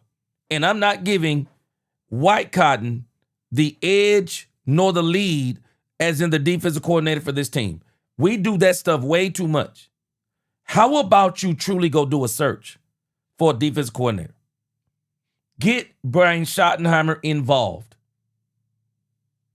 Get him involved. And you put it on him for who he wants as his defensive coordinator. You put it on him. Because you're going to put it on him if you don't. You're going to put it on him if he don't win in the next couple of years. So we know this is either going to end good or end bad. Let him have who he wants. Let him have who he wants. Moving upstairs to coordinate these final 3 games. Why the change? Well, again, at the end of the day, we all understand that we need to play better on defense. That's not a secret. Nobody's shied away from that. Certainly, Flus hasn't shied away from that. I think as we look for options and ideas, it was something that Matt and I talked about. And at the end of the day, I've called plays for a long time in this league, and there's no question. Only 1 year was up in the box. There's no question you can see things better up in the box. You can make quicker adjustments up in the box. And I think when Matt and I kind of talk through this stuff, it became very clear that that's where we want to put them so that we can make some adjustments faster. And I think it's going to be a great thing for us. Okay, so I'm still confused again. Jeremy, you're right. You can see things from up top. But now he's talking about making adjustments. But from what my understanding is, White Cotton is going to do the adjustments. And he's going to be on the sideline. Make it make sense again. Who's making the adjustments? Because if I'm not mistaken, I heard Matt Eberflus say White Cotton's going to make adjustments. Are we talking about personnel adjustments? What are we talking about? Are we talking about adjustments on the field? This will all come. We'll see this more clearly come up on Sunday. Because I still want to know who's talking to the Mike linebacker. Who is mic'd into the head of the linebacker? Because if it is still Matt Eberflus, then it's Matt Eberflus calling the plays. That means that Matt Eberflus is undoubtedly still the defense coordinator. And they're just using White Cotton to be on the sideline as the rah-rah guy and all of those things. So if they win, the credit still goes to Matt Eberflus. I think the credit still goes to Matt Eberflus. Because if he's the one talking to the Mike linebacker, if he's the one that's making whatever adjustments, I still say the credit goes to him. I say the credit goes to him. But Brian is saying he can make the adjustments quicker being upstairs. So I thought Whitecomb was making the adjustments. I want to see how this turned out. I really do, because it don't sound right. Corliss, he said Josh Butler will be put on the active roster before Diggs. Interesting.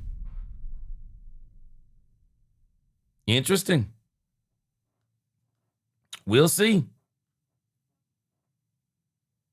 Yeah, Bass said, yep, same G, I'm firing everybody. Man, I'm telling you, Bass, there's nothing to play for, and now you want to play out of your mind. And don't tell me that moving Matt Eberflus up to the booth made that big of a difference. Come on, man. I'm firing all these players.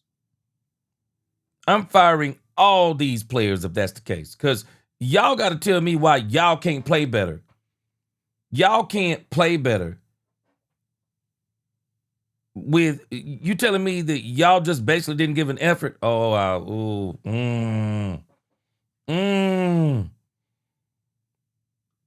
Okay, Christmas Day. Did I say Thanksgiving? I might have got my days mixed up, but like what I was saying was, in case I got mixed up, what I meant by Thanksgiving is the Cowboys played last Thanksgiving and they played for nothing. We don't want them playing for nothing on Christmas. Because last Thanksgiving, they played for nothing. Yeah, in case I didn't say that the right way.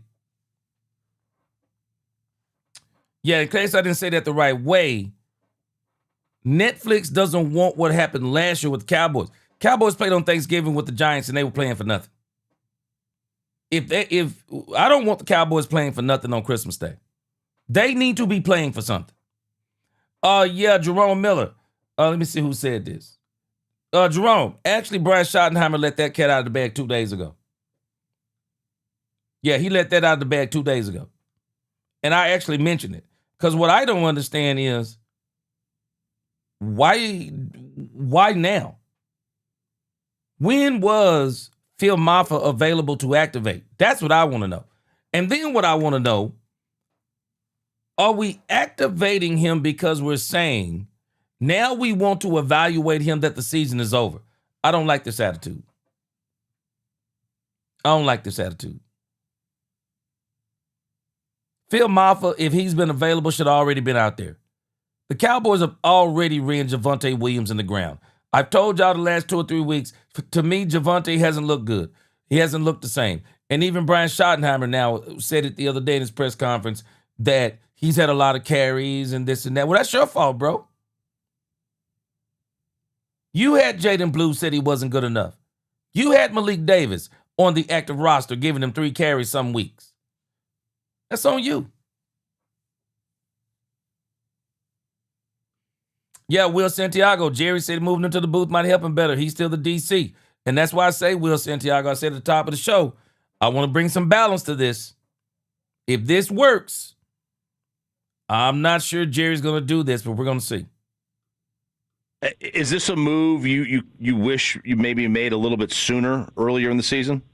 No, it's a fair question, but no. I mean, again, you got to remember we make the trade for Quinnen. We actually start playing, really, good defense, and we rip off 3 games in a row. You're certainly not going to do it after one game. You lose to Detroit, but just looking at everything from a holistic approach with just kind of the consistency or the inconsistency of the way we played on defense.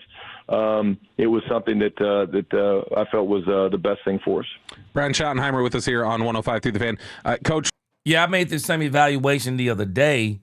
See, I know a lot of us are saying we should have did this earlier, but understand what happened after the bye week.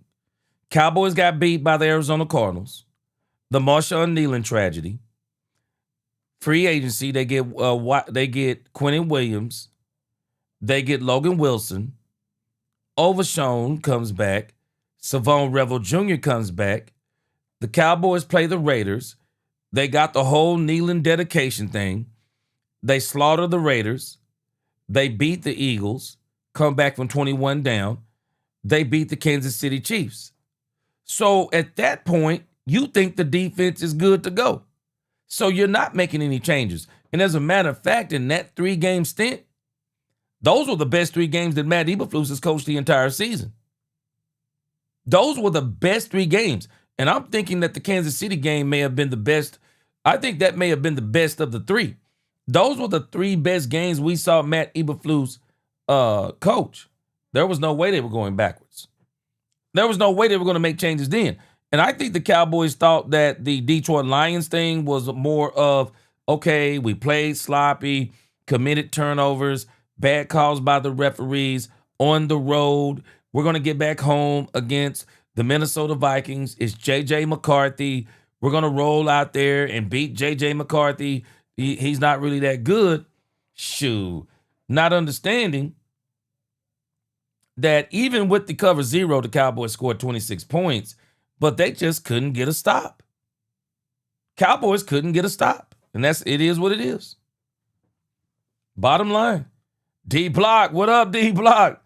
Welcome to the congregation today, D Block. What's going on? All right. Albert, I don't think you're going to see Milton until the last game of the season because Netflix don't want to see Joe Milton playing on Christmas Day.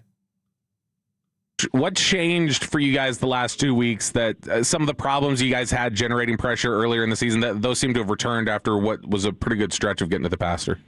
Yeah, different things. I thought Detroit did a really good job of chipping the edges and things like that. We're certainly at our best when we're in our 5 down fronts.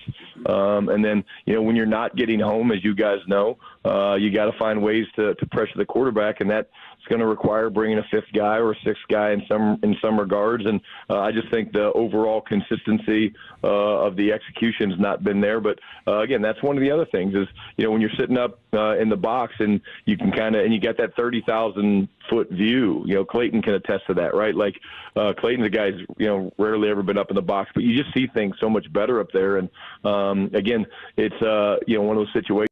Hold on, let me read Freddie. Freddie said, "Gee, it goes to what I've been saying. These are grown men earning millions to play a kid's game, and they need to be yelled at to go out and give 100% effort. Come on, man." Yeah, I feel you on that, Freddie. I still say, though, some people it is what it is, Freddie. We're dealing with human beings. Some people do need motivation. But I think where we can meet in the middle is, man, if you telling me Matt Eberflus going up to the booth is going to create this 180 turnaround and the Cowboys are going to become a juggernaut over the next 3 games, I'm not buying it. I will attribute it more to this. There's nothing to play for. Y'all saw how J.J. McCarthy played when there's nothing to play for. Nothing to play for. People with nothing to play for. People playing for their jobs. People playing for the bag. For some reason, from time to time, they elevate their performances. And then we see them get the bag, performance tapers off. You put some, they're playing for something. And all of a sudden they make mistakes and don't look the same. I'm not buying nothing from this Cowboys team if the Commanders lose against the Eagles. I don't care. I'm still going to root for them. But it's for me, man, I'm not even taking it with a grain of salt. It is no evaluation when there's nothing when there's nothing on the line. There's no evaluation. It's a joke. I want to see what you look like when something's on the line. I've seen you 2 times. Now, do you learn from those 2 times? And do you come back the 3rd time and say, shoot, I'm about to roll up in this thing. Hey, we're going to give ourselves a chance. Because the only people that have taken this chance away from the Cowboys are the Cowboys. Bottom line. Bottom line. Terry, somebody brought this up earlier. If you close your eyes, Eberflus sounds and phrases his words just like Shotty. Maybe they're brothers. I agree. Terry Crisp, I agree. And this is why I'm questioning. I'm questioning whether or not Shotty, man, Shotty may absolutely love Matt Eberflus. He may absolutely love Matt Eberflus. I'm just telling you. I'm just telling you. Shoot. I'm just telling you. D-block. The crazy thing is we'll blitz in the first quarter, and then we won't blitz after that. Brandy said D-block, we blitzed a couple of times, and Eberflus stopped. Yeah, first quarter, both games. Yeah. Yeah, I agree with you, Bass. Bass said curb your pride.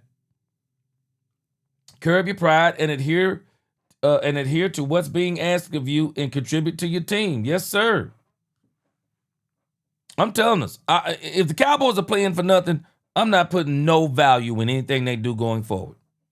I'll enjoy the games. I'll cover the games. I'll talk about the games. I'll talk about some of the good performances. But I'm just telling you, when you're playing for nothing, you play different. When you're playing for something, it's everything. What do you look like? How do you perform in the crucial moments? I want to know. How do you perform when everything's on the line?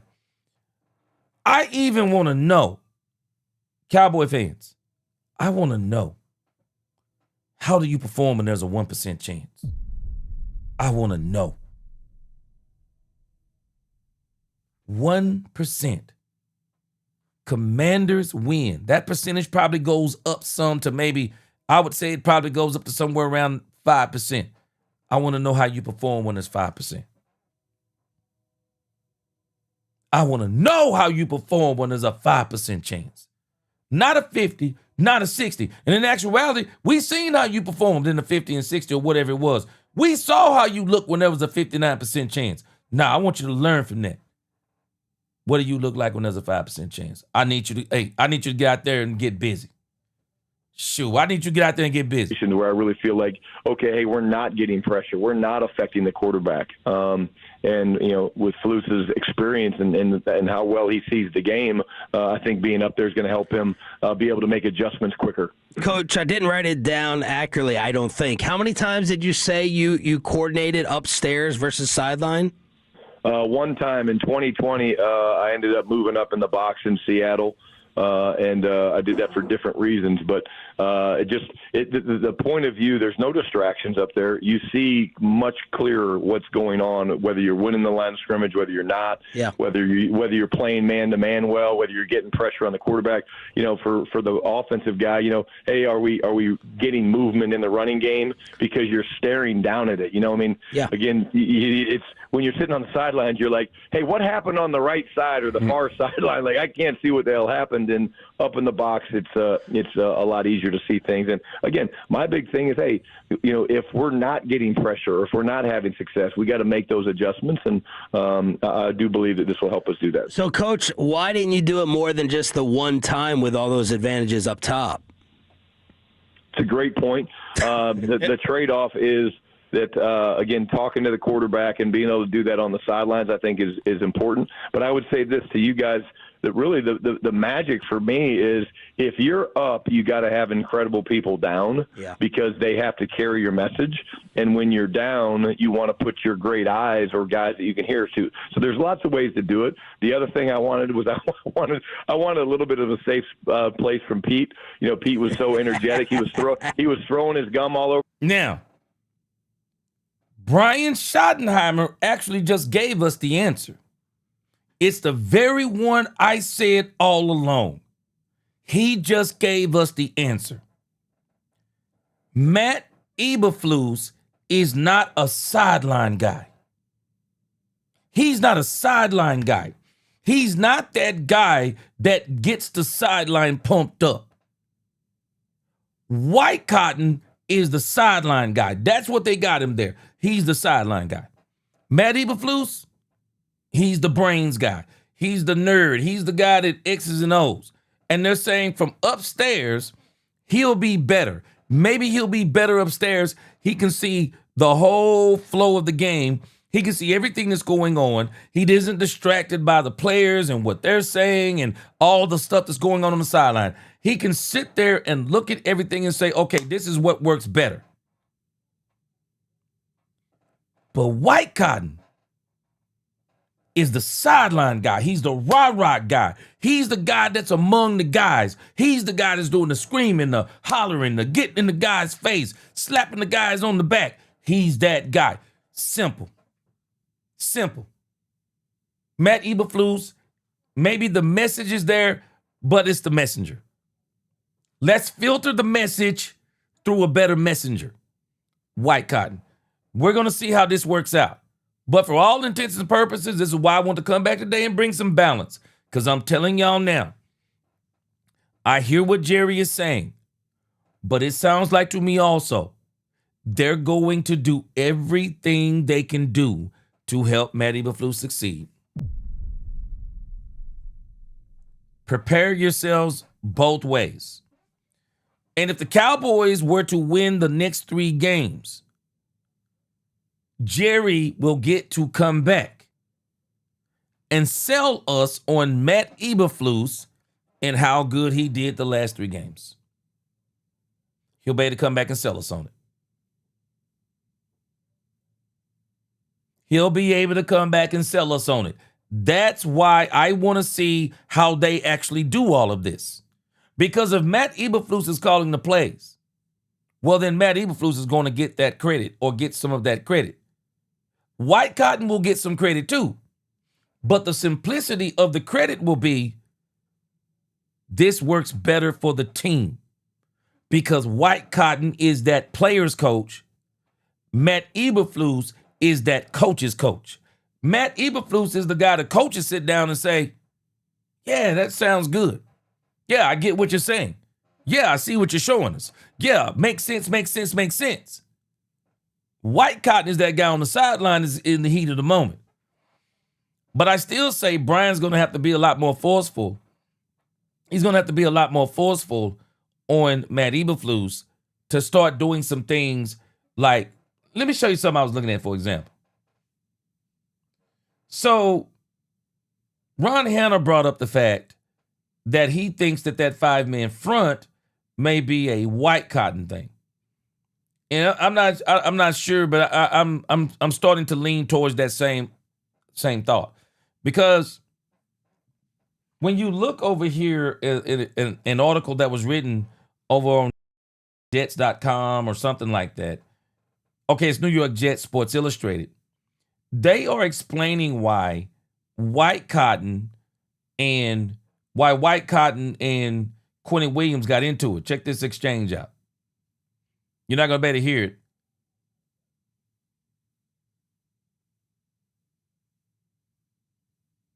But Quentin Williams, boy, shoot. Hey, Quentin is a passionate dude, man. But White Cotton is a passionate dude, too. Yeah, White Cotton's a passionate dude, too.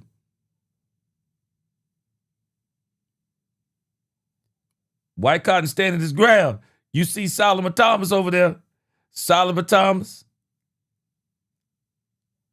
is in the middle, he's in the heat of that battle. Well, Quentin Williams explains this. It says Williams walked through the situation, telling reporters that the discussion was a result of Cincinnati's 54-yard touchdown from quarterback Joe Burrow to wideout Tyler Boyd. New York sent 7 defenders on a 3rd down blitz. The pressure got to Burrow, but he found Boyd. Burrow is like Dak Prescott. He eats that blitz up a lot of times. He'll take that hit and throw that thing down there and get that touchdown or get that big play. He said, who bounced off safety Jordan Whitehead and took it to the crib.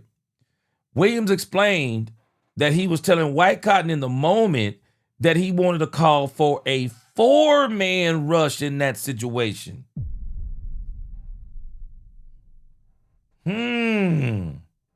Trusting that the defensive line could bring enough pressure to disrupt the quarterback without a blitz. Leave another couple of defenders back rather than blitzing. And that's a completely different play. So Quentin had a different of opinion, saying that they should have been running that 4-man front.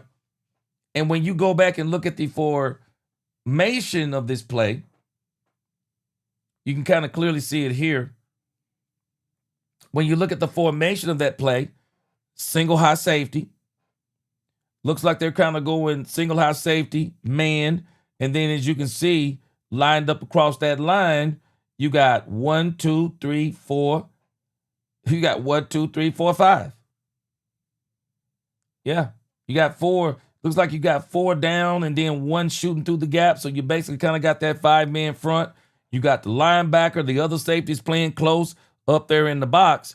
And this is what ticked off Quentin and then we'll play this without sound again. See if we can do this without getting copy. So maybe the 5-man front is a part of White Cotton's idea.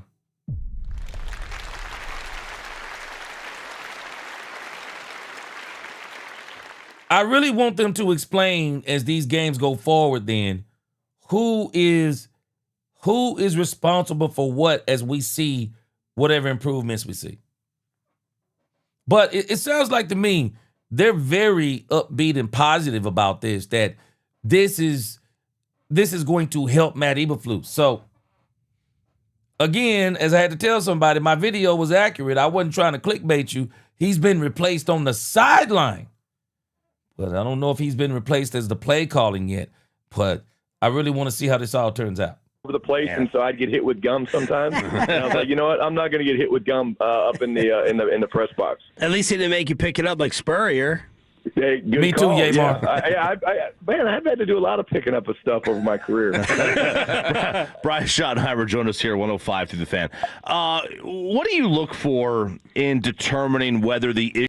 Brian Schottenheimer sounds a lot more positive and upbeat today, which I'm glad, because he looked like doom and gloom and hell the other day. Issue with a particular unit, doesn't have to be the defense, just any unit in general. Whether the problem with the unit is a coaching issue or a personnel issue, what do you look for in that? Yeah, well, number one, I don't think it's ever just one, right? I think it's a little bit of everything. I think at the end of the day, what you do is you go back and you keep eyes on it, and we've got tabs. When we go back after every game and we write down our after-action reports, the things we did well, the things that we need to improve, and then a plan of how we're going to improve them. And, again, I think there's some weeks where, if you're beat up, it is personnel. When you're beat up and maybe you're missing 4 offensive linemen in one game.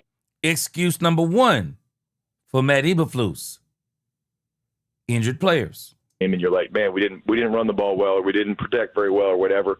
And then otherwise, it's like, man, we didn't have a great plan, or hey, we didn't adjust very quickly. So rarely is it ever one thing, guys. It's usually a combination of both, and that's why it's so important to have the connection right between your coaches and your players. And when we make adjustments as coaches, the players have to believe. And then, quite honestly, we do ask the players their opinions. Like, hey, what do you now? Listening to him say this part, this sounds like the piece again, the messenger. They don't want to hear the message. This is what I'm gathering. They don't want to hear the message from Matt Eberflus. They would rather hear the message from someone else. They would rather hear the message from White Cotton. I'm very interested in how this turns out. This sounds like to me they're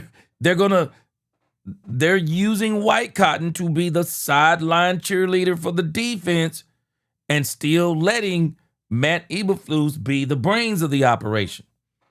Very interested to see how this turns out. Keek said our special teams suck. Oh, it has. It's been bad. And I thought Bones was nuts last year. Well, we'd probably rather have Bones back after what we've seen so far. 70s Fan Show, I love what you're saying here, bro. Same question they're asking. Why does it take this long to figure out where Eberflus needs to be? I think it would have been better had they started the season like this. Eberflus in the booth. Because to me, it sounds like the messenger. I don't think they're having as much problem with the message as they are the messenger. Eberflus, the messenger.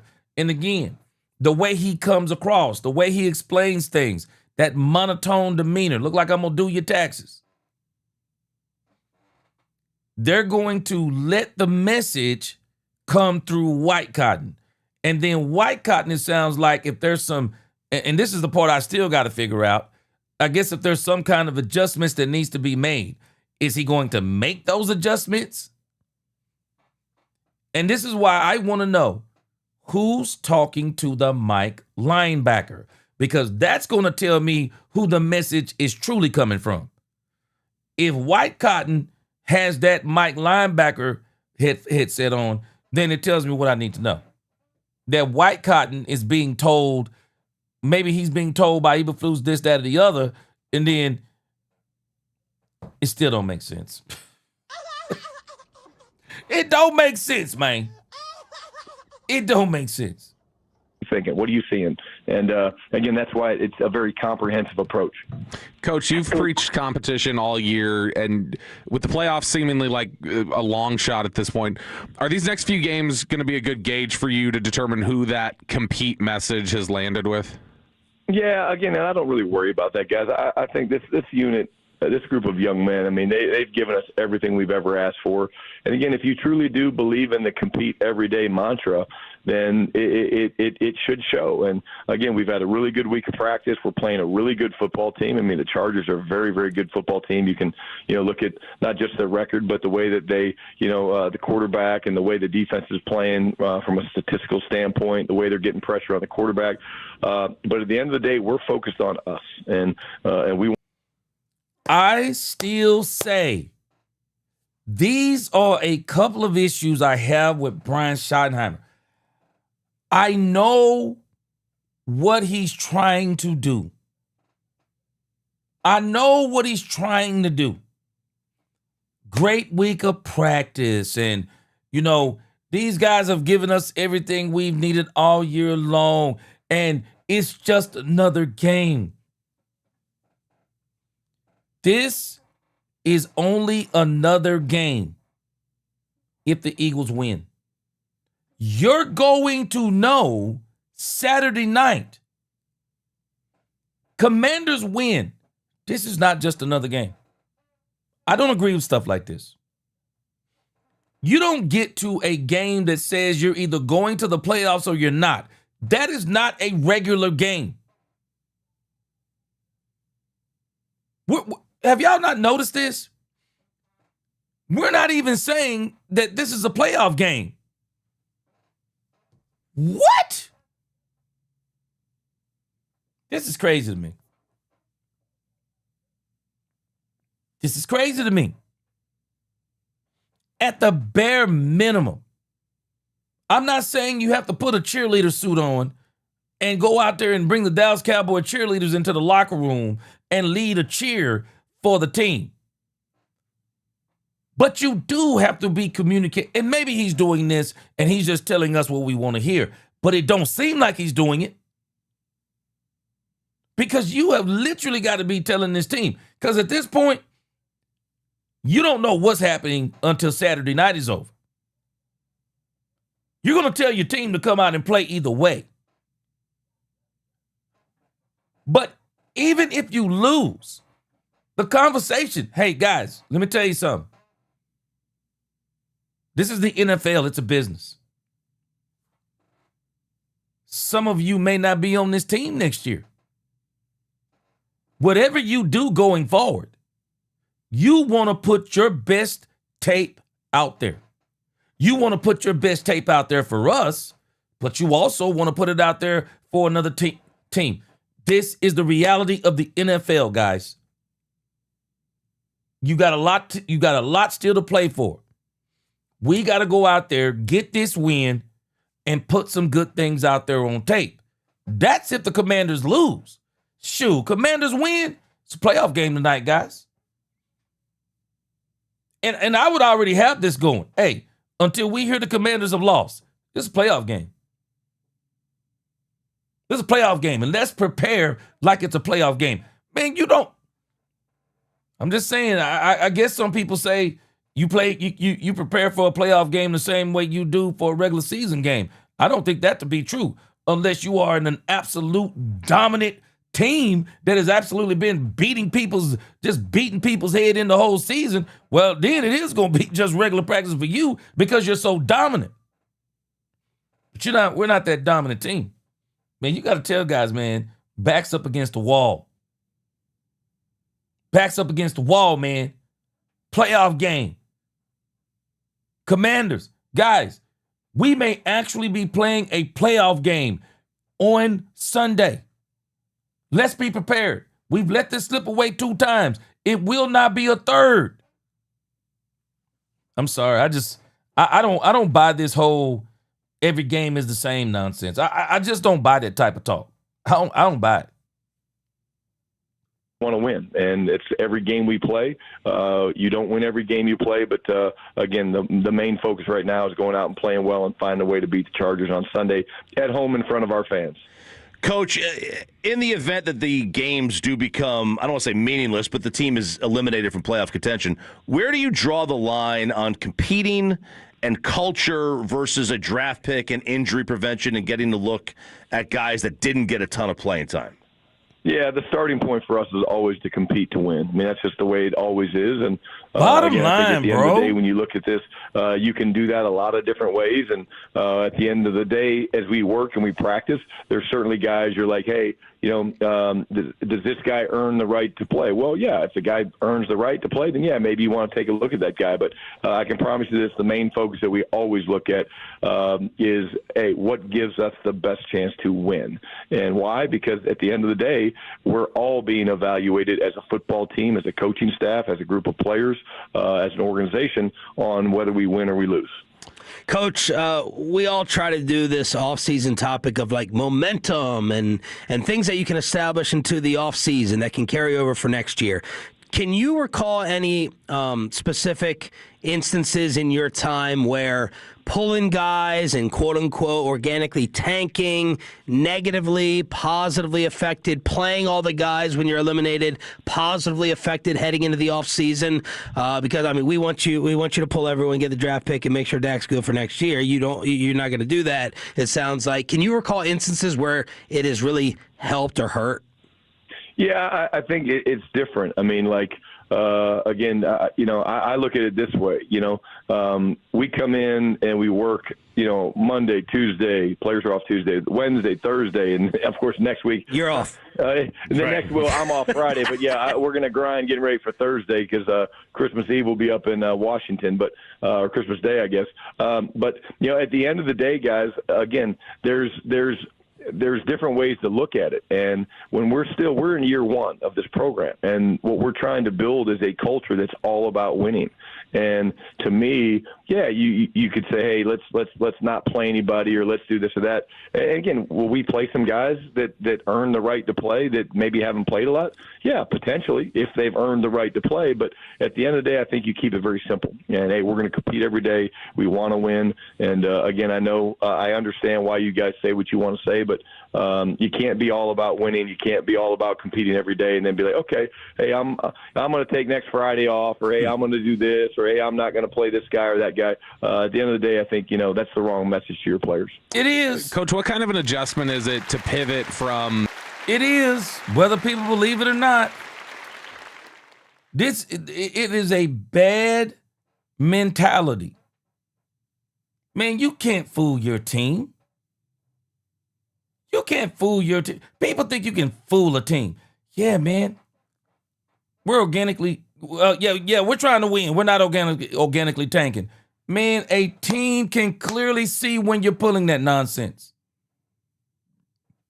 They can clearly see when you're doing that.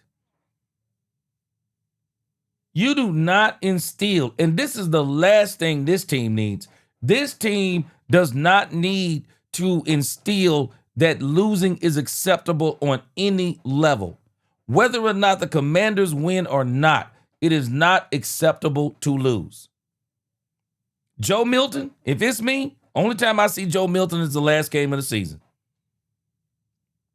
That's when I see Joe Milton.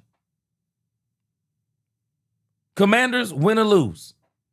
They play this week and they play next week. The starters play this week and next week, bottom line.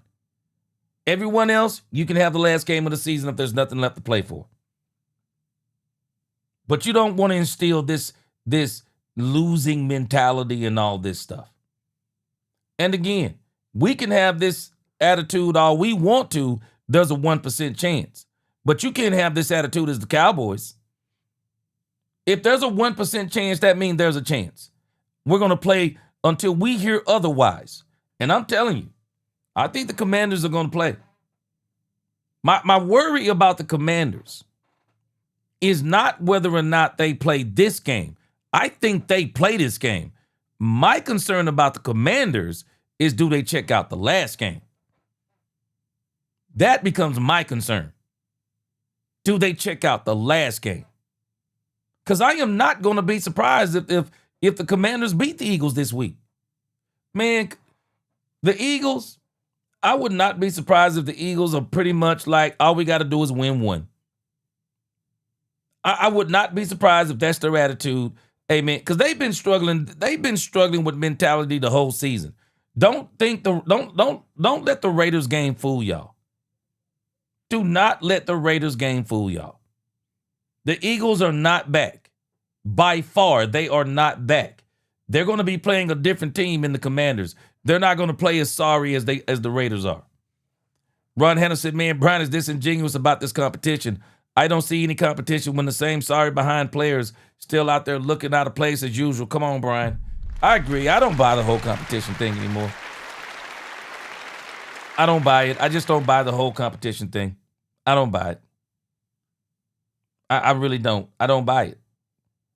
I think that's true in some situations. I don't think it's true in all, because I don't see there is no universe for me where Kenneth Murray is competing with Logan Wilson.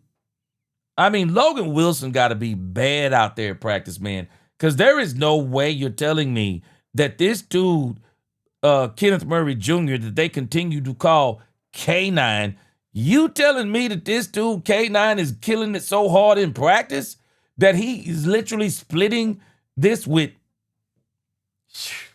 man, not doing, man, I'm not even doing it. I'm not buying it.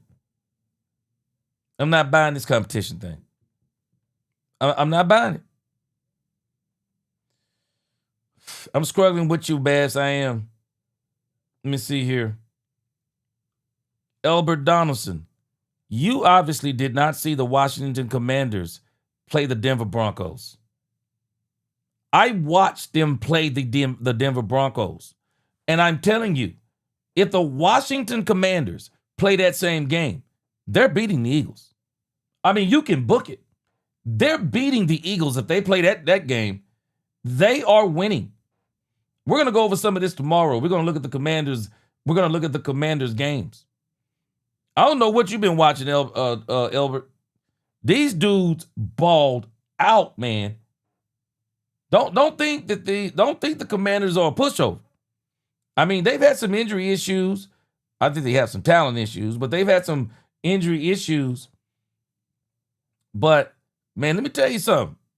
The Washington Commanders, that game that I saw the Washington Commanders play against the Broncos, if they play that game, they're winning. If they play that game they played against the Vikings, then the party is over Saturday night. But we're gonna see what team we get. We're gonna see what team we get and see if Dan Quinn gonna have them ready to play.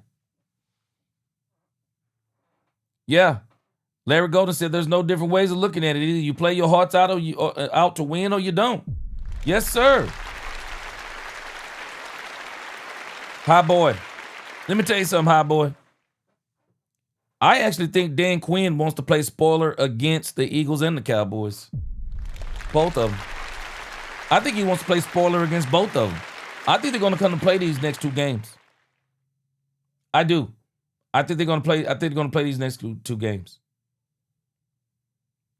Yeah, Marcus Mariota was the quarterback against the Denver Broncos. The dude played his heart out. They went for it on a 2-point conversion, and that's how they wound up losing the game.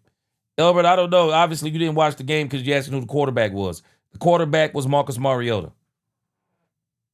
Marcus Mariota played a great game against the Denver Broncos. An absolute great game. Yeah, he absolutely did. He played a great game against them. I don't know. I guess, like I said, you didn't see the game, but I actually watched the game. Marcus Mariota was 28 of 50, 294 yards, 2 touchdowns, 1 interception, 2 sacks. He had a 78.3 quarterback rating. He also ran for another 55 yards, 5.5 yards per carry, 19 yards. They took that game, if I'm not mistaken, I'm thinking that was an overtime. No, it didn't go in overtime. Wait. It was an overtime game. Okay, let me make sure. There was a lot going on in that game. The Washington Commanders came back and tied it up at the end. So there was there was a lot going on in that game. Let me make sure. So yeah, it was an overtime game. Yeah. And as a matter of fact, Elbert, because you didn't watch the game, if you look at the overtime, the Washington Commanders actually scored the touchdown that could have tied the game with an extra point, but Dan Quinn decided to go for the win. Dan Quinn went for the 2-point conversion. And the 2-point conversion was there. The pass rush was just the pass rush was so quick. Had Marcus Mariota had one more second, they would have won the game.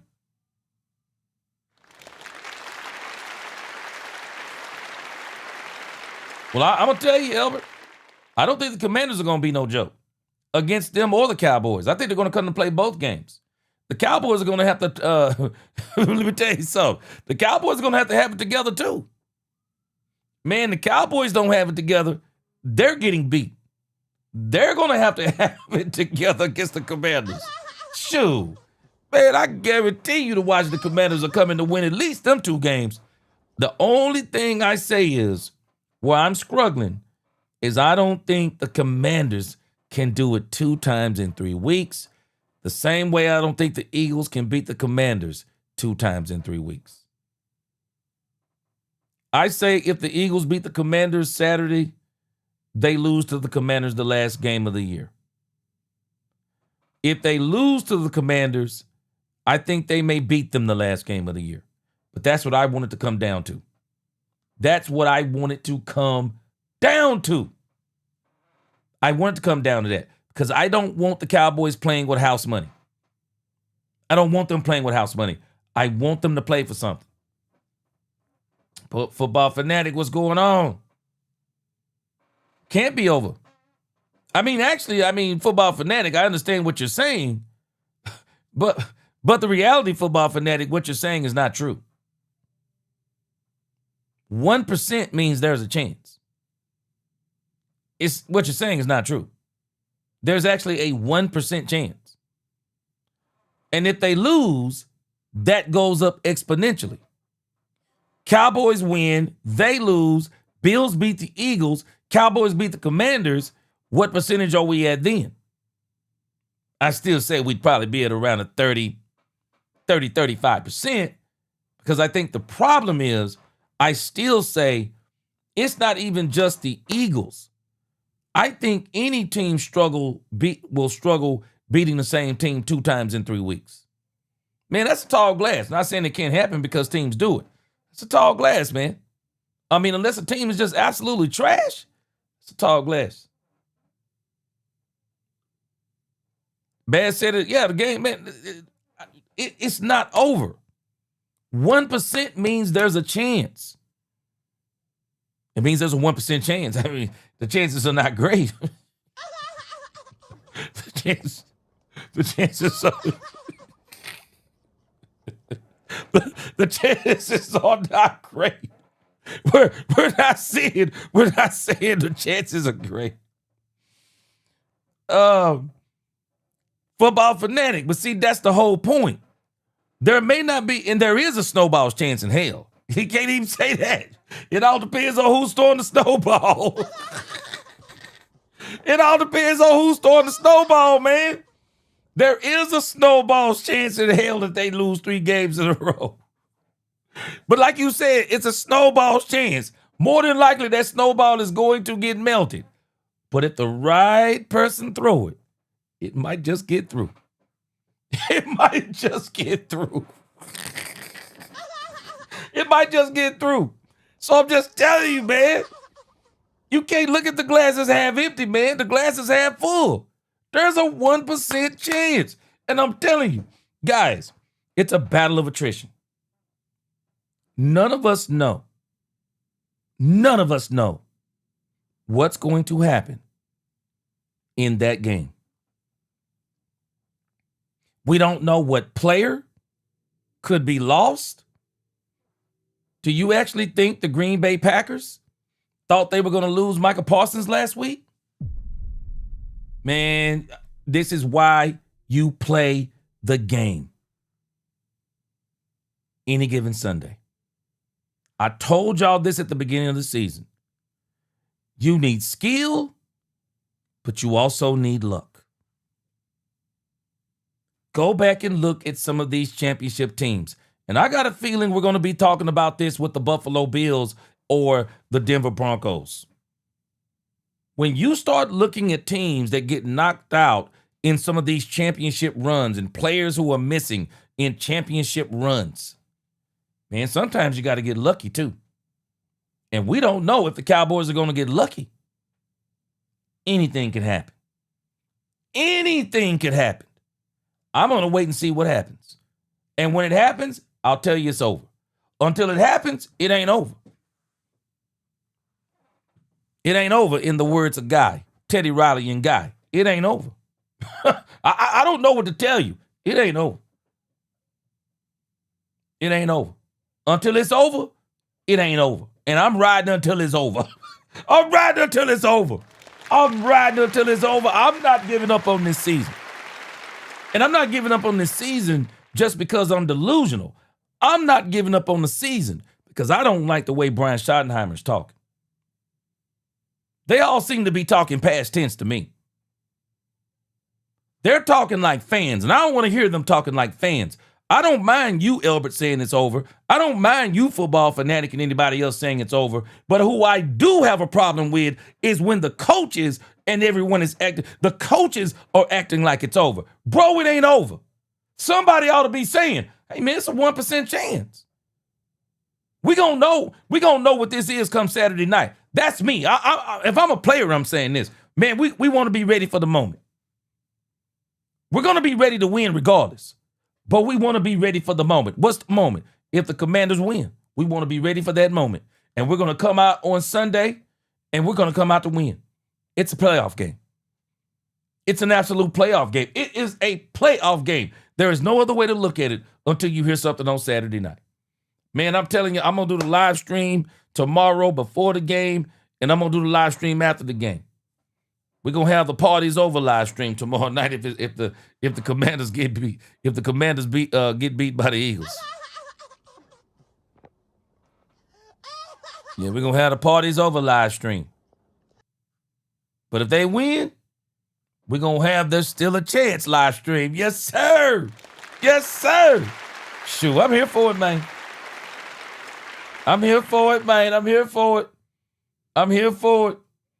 Yeah. Yeah. I want the staff. I don't want the staff giving up, Elbert. And that's my problem. I don't want them giving up. And they talking in past tense. I don't deal with that with them well. I don't want to hear this. I mean, you can just hear it in their voice.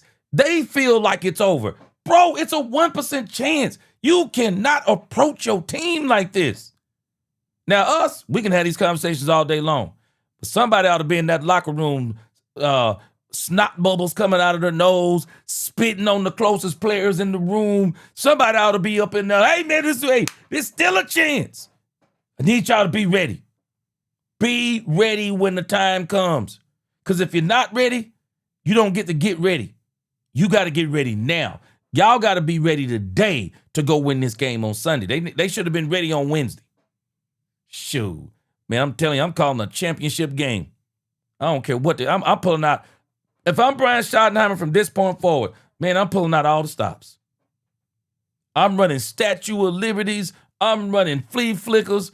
I'm running double reverses, triple reverses. Man, I'm running every doggone thing over the next 3 games. Shoot. Man, I'm coaching for my life up in here like R. Kelly. Shoot. Coaching for my life up in this thing. If I'm Brian Schottenheimer, my job ain't even on the line. I'm coaching like my job on the line. Shoot. I don't understand how they talking. One defense like Minnesota, which likes to disguise a lot and show you a bunch of different looks and then bail out of them at the snap of the ball, versus a team like the Chargers who are a little more straightforward and about executing at a high level. Well, basically, this is my favorite part of the segment when you and I get a chance to talk ball. Thank you, Shotty. Yeah, of course. Because you're the only guy that understands the difference between like 7-Up and all this stuff, and then the cover 4 that we're going to see this week with Derwin James playing the Buffalo nickel. I mean, you're the only one. Really, this is our show. Ball knowers, the two of us. You should have taken off today too. Yeah. But no, it's a great question because I'll tell you what, man. Jesse Minter's done an incredible job with this defense. Again, you just watch the way these guys play. But yeah, very different. They don't do a whole lot on first, second down. They're driven by quarters. They play spot drop zone, which means when they drop, they're dropping to a location on the field, and all eyes are on the quarterback. And that generally works the best, guys, when you've got an elite pass rush, and they've got an elite pass rush with Thule and Khalil Mack, and they got the guy from Baltimore. I mean, they've got dudes up front, and so very, very different. And again, it puts more of an onus on our execution because Minnesota, they took chances, and we hurt them some. I mean, ended up coming away with 26 points. But this defense is very, very. They're patient, and they make you work for everything you get. Is Harbaugh the most old school style left in the league? Yeah, I got to say, I love the fact he still wears gloves during pregame warmup. I love the fact that he still catches balls and things like that. But again, they are a physical football team. He's built that. You watch these guys play offense, man, and it's all – two tight ends. They've got the 280-pound fullback, Matlock, and, of course, the quarterback is just an absolute stud. He's people don't realize how well he moves. I think he's rushed for over 500 yards this year. But, Jim has always had a certain style about him. I go back to when he was playing. He came into Arrowhead my year coaching, I think, in Kansas City and beat us as a player. And he's just always been the same person. And, again, you guys know me. I'm all about authenticity. And the one thing you can say about Jim, he's always authentic. He is who he is, and his teams model his personality. Thank you so much, Coach. Most of it was enjoyable as usual, and enjoy the break next week. Hey, guys, Merry Christmas. I really do appreciate you guys, for real. You guys make my Fridays enjoyable, really, for real. Yeah, that was Shotty 105.3, The Fan. Elbert said something that's got me laughing because I'm going to tell you this in the reverse. Elbert said, man, Dak was on TV smiling and grinning like we in the playoffs. Are we out of the playoffs? Somebody tell me, if you got a 1% chance, does that mean you're out of the playoffs? That means more likely than not, you're out of the playoffs. That don't mean you're out of the playoffs. I'm just telling you. That means you're not out of the playoffs. I don't know anywhere else any other way to slice it. You're not out of the playoffs. And if someone loses and you win, it goes up. It goes up. Guys, I'm telling you, there is a lot of things at play here, and I'm going to tell y'all this again for all of y'all that are not paying attention to something. This is big. This is good for the league. If the Philadelphia Eagles get beat, it's good for the league. Keep that in your mind. It's good for the league. Why? Because that means that if the Cowboys didn't come out and beat the Chargers, the Cowboys are still in the playoff hunt. That means that now the Philadelphia Eagles game against the Buffalo Bills, y'all do realize if the Eagles win tomorrow, and I'm just telling you, the league actually does not want this. The league does not want this to happen.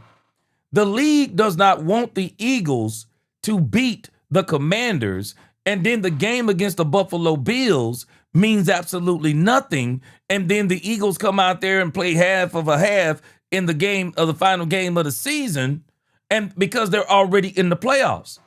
The league doesn't want the Eagles to win this game tomorrow, and neither should we. Because if the Eagles win this game tomorrow, there are so many games that from that point forward will mean absolutely nothing. The league doesn't want that. The Bills game don't mean nothing. The Commanders-Eagles game don't mean anything in the last week of the season where the league has put to be determined. The Cowboys game against the Chargers means nothing. The Netflix Christmas game, Cowboys and the Commanders, don't mean nothing. And then the Cowboys to be determined game against the Giants don't mean nothing. No, this is not what the league wants. The league wants parity. The league wants the Commanders to unexpectedly beat the Eagles. The league wants the Cowboys to rise to the occasion and win at home. The league wants the Bills to beat the Eagles in a hard-fought game. They want the Cowboys to beat the Commanders on Christmas Day. So then when those last two games come up, the league can say the Cowboys play at noon and the Eagles play at 3. We don't want the Cowboys to know if they have to win if the Eagles win on Sunday morning. So we want the Cowboys to play the noon game, or we want the Cowboys to play the 3 o'clock game, and then we want the Philadelphia Eagles to play the 7 o'clock game. The league wants this, guys. The league wants this. This is bigger than the Cowboys. This is why I'm not going to be surprised. There is a lot of money riding on this for the league. Man, let me tell you, ain't nobody tuning in. Man, people will tune in because it's Christmas Day. But how much bigger will that game be on Christmas if the Cowboys are playing for something? Shoo, man. Shoo. The league wants this. The league wants this. I'm telling you. This is why I'm not going to be surprised if all this falls into place. Albert, if you haven't not figured out, the Cowboys are telling you something. They're about to change this defense. And the Cowboys are saying this defense is going to look better. And I got a strange feeling it's going to look better. I got a strange feeling with him up in the booth, it's going to look better. Sadly, I think it's going to look better. Ron Hanna, I don't know. I have a hard time going with the scripted part because there's so many moving pieces. But Ron Hanna, I'll tell you this. Ron Hanna, the league wants the Cowboys. Do y'all know how great it would be for the league if the Cowboys got in the playoffs? It would be incredible for the league. It would be incredible. The Cowboys would be must-watch TV in the playoffs. I'm not telling you it's going to happen.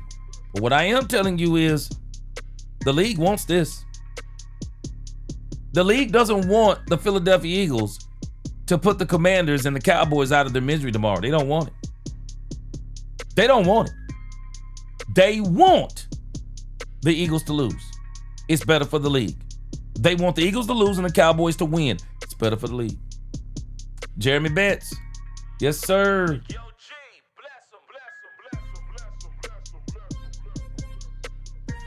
Yes, sir.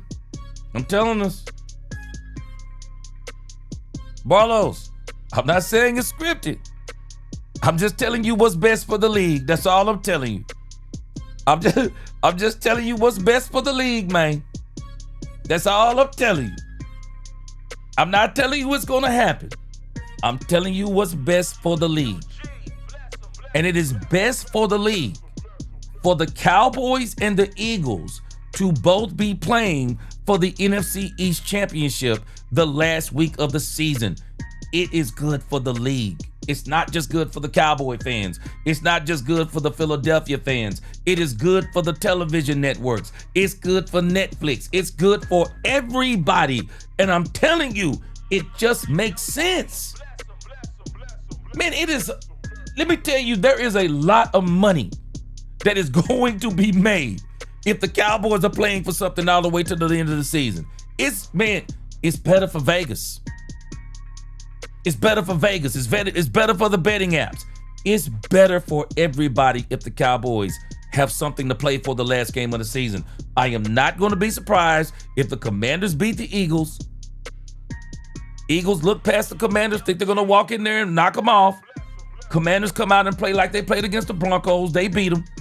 And then I know they're going to get I think they're going to get mollywopped against the Bills.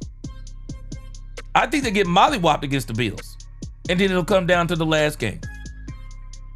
It'll come down to the last game, and it's exactly what the league wants. The league wants parity. The league wants parity. They want parity. I'm just telling y'all, man. They want parity, man. I'm just telling you. Hey, Bolos, my son will tell you all day long the NFL is WWE. Elbert said, well, I did say this on your podcast weeks ago. The Giants game will determine if we get in. When we lose, when we lose, we out. Send me my jersey, G, if that happens. Oh, hey, Elbert, boy, I forgot I told you that. Yes, sir. Hey, Cowboys go to the playoffs, and that Giants game determined. You right, bro. You got a jersey. You got a jersey for sure. You got a jersey. Hey, Joshua, you better say it. Dallas Cowboys cut checks for the entire NFL. Man, let me tell you something. The league is better when the Cowboys are in it. They are. Rod Hatter said, but will it happen, man? G, if this do happen, Lord have mercy. Yes, sir. 72 Chevelle, he said, Lenny Kravitz said it ain't over till it's over. Hey, Ice Cold Cowboy, I'm telling you. If they mess around and lose to the Commanders, man, Bill's gonna crush them. And it will be the last game of the season. It's gonna be on and popping. I want to see the Cowboys playing for something. Please, God, let them be playing for something. Bad said, please do let the Eagles walk into the Commanders game thinking they just gonna lay down a phone for them. Do it. Boy, me too. Man, yes, sir. All right, guys. I'm about to get out of here, man. I appreciate y'all rocking with me. I'm gonna go eat, probably release a couple of videos tonight, so y'all see me some more later on tonight. And then tomorrow, hey, man, we getting hyped up for the game tomorrow, man. We getting hyped up for the Commanders game. Shoot, I'm gonna be watching this Commanders game like it's a Cowboys game. Man, I'm watching this Commanders game like it's a Cowboys game tomorrow, man. I don't know about y'all. Shoot, man, I'm gonna get me some pizza, some wings, man. Man, I'm finna sit down and enjoy this game tomorrow, man. I'm eagerly watching this game. And then I'm coming with the post-game show tomorrow. Boy, I'm gonna tell y'all now. Y'all might as well get ready. I am going to be insufferable tomorrow if the Philadelphia Eagles lose. I'm just gonna warn y'all now, man. I'm gonna warn y'all now. It's gonna be on and popping. All right, guys. 1%. So you're telling me there's a chance. I'm telling you. Until the next time, DC4L, God bless. Let's talk Cowboys and we talk facts. Peace.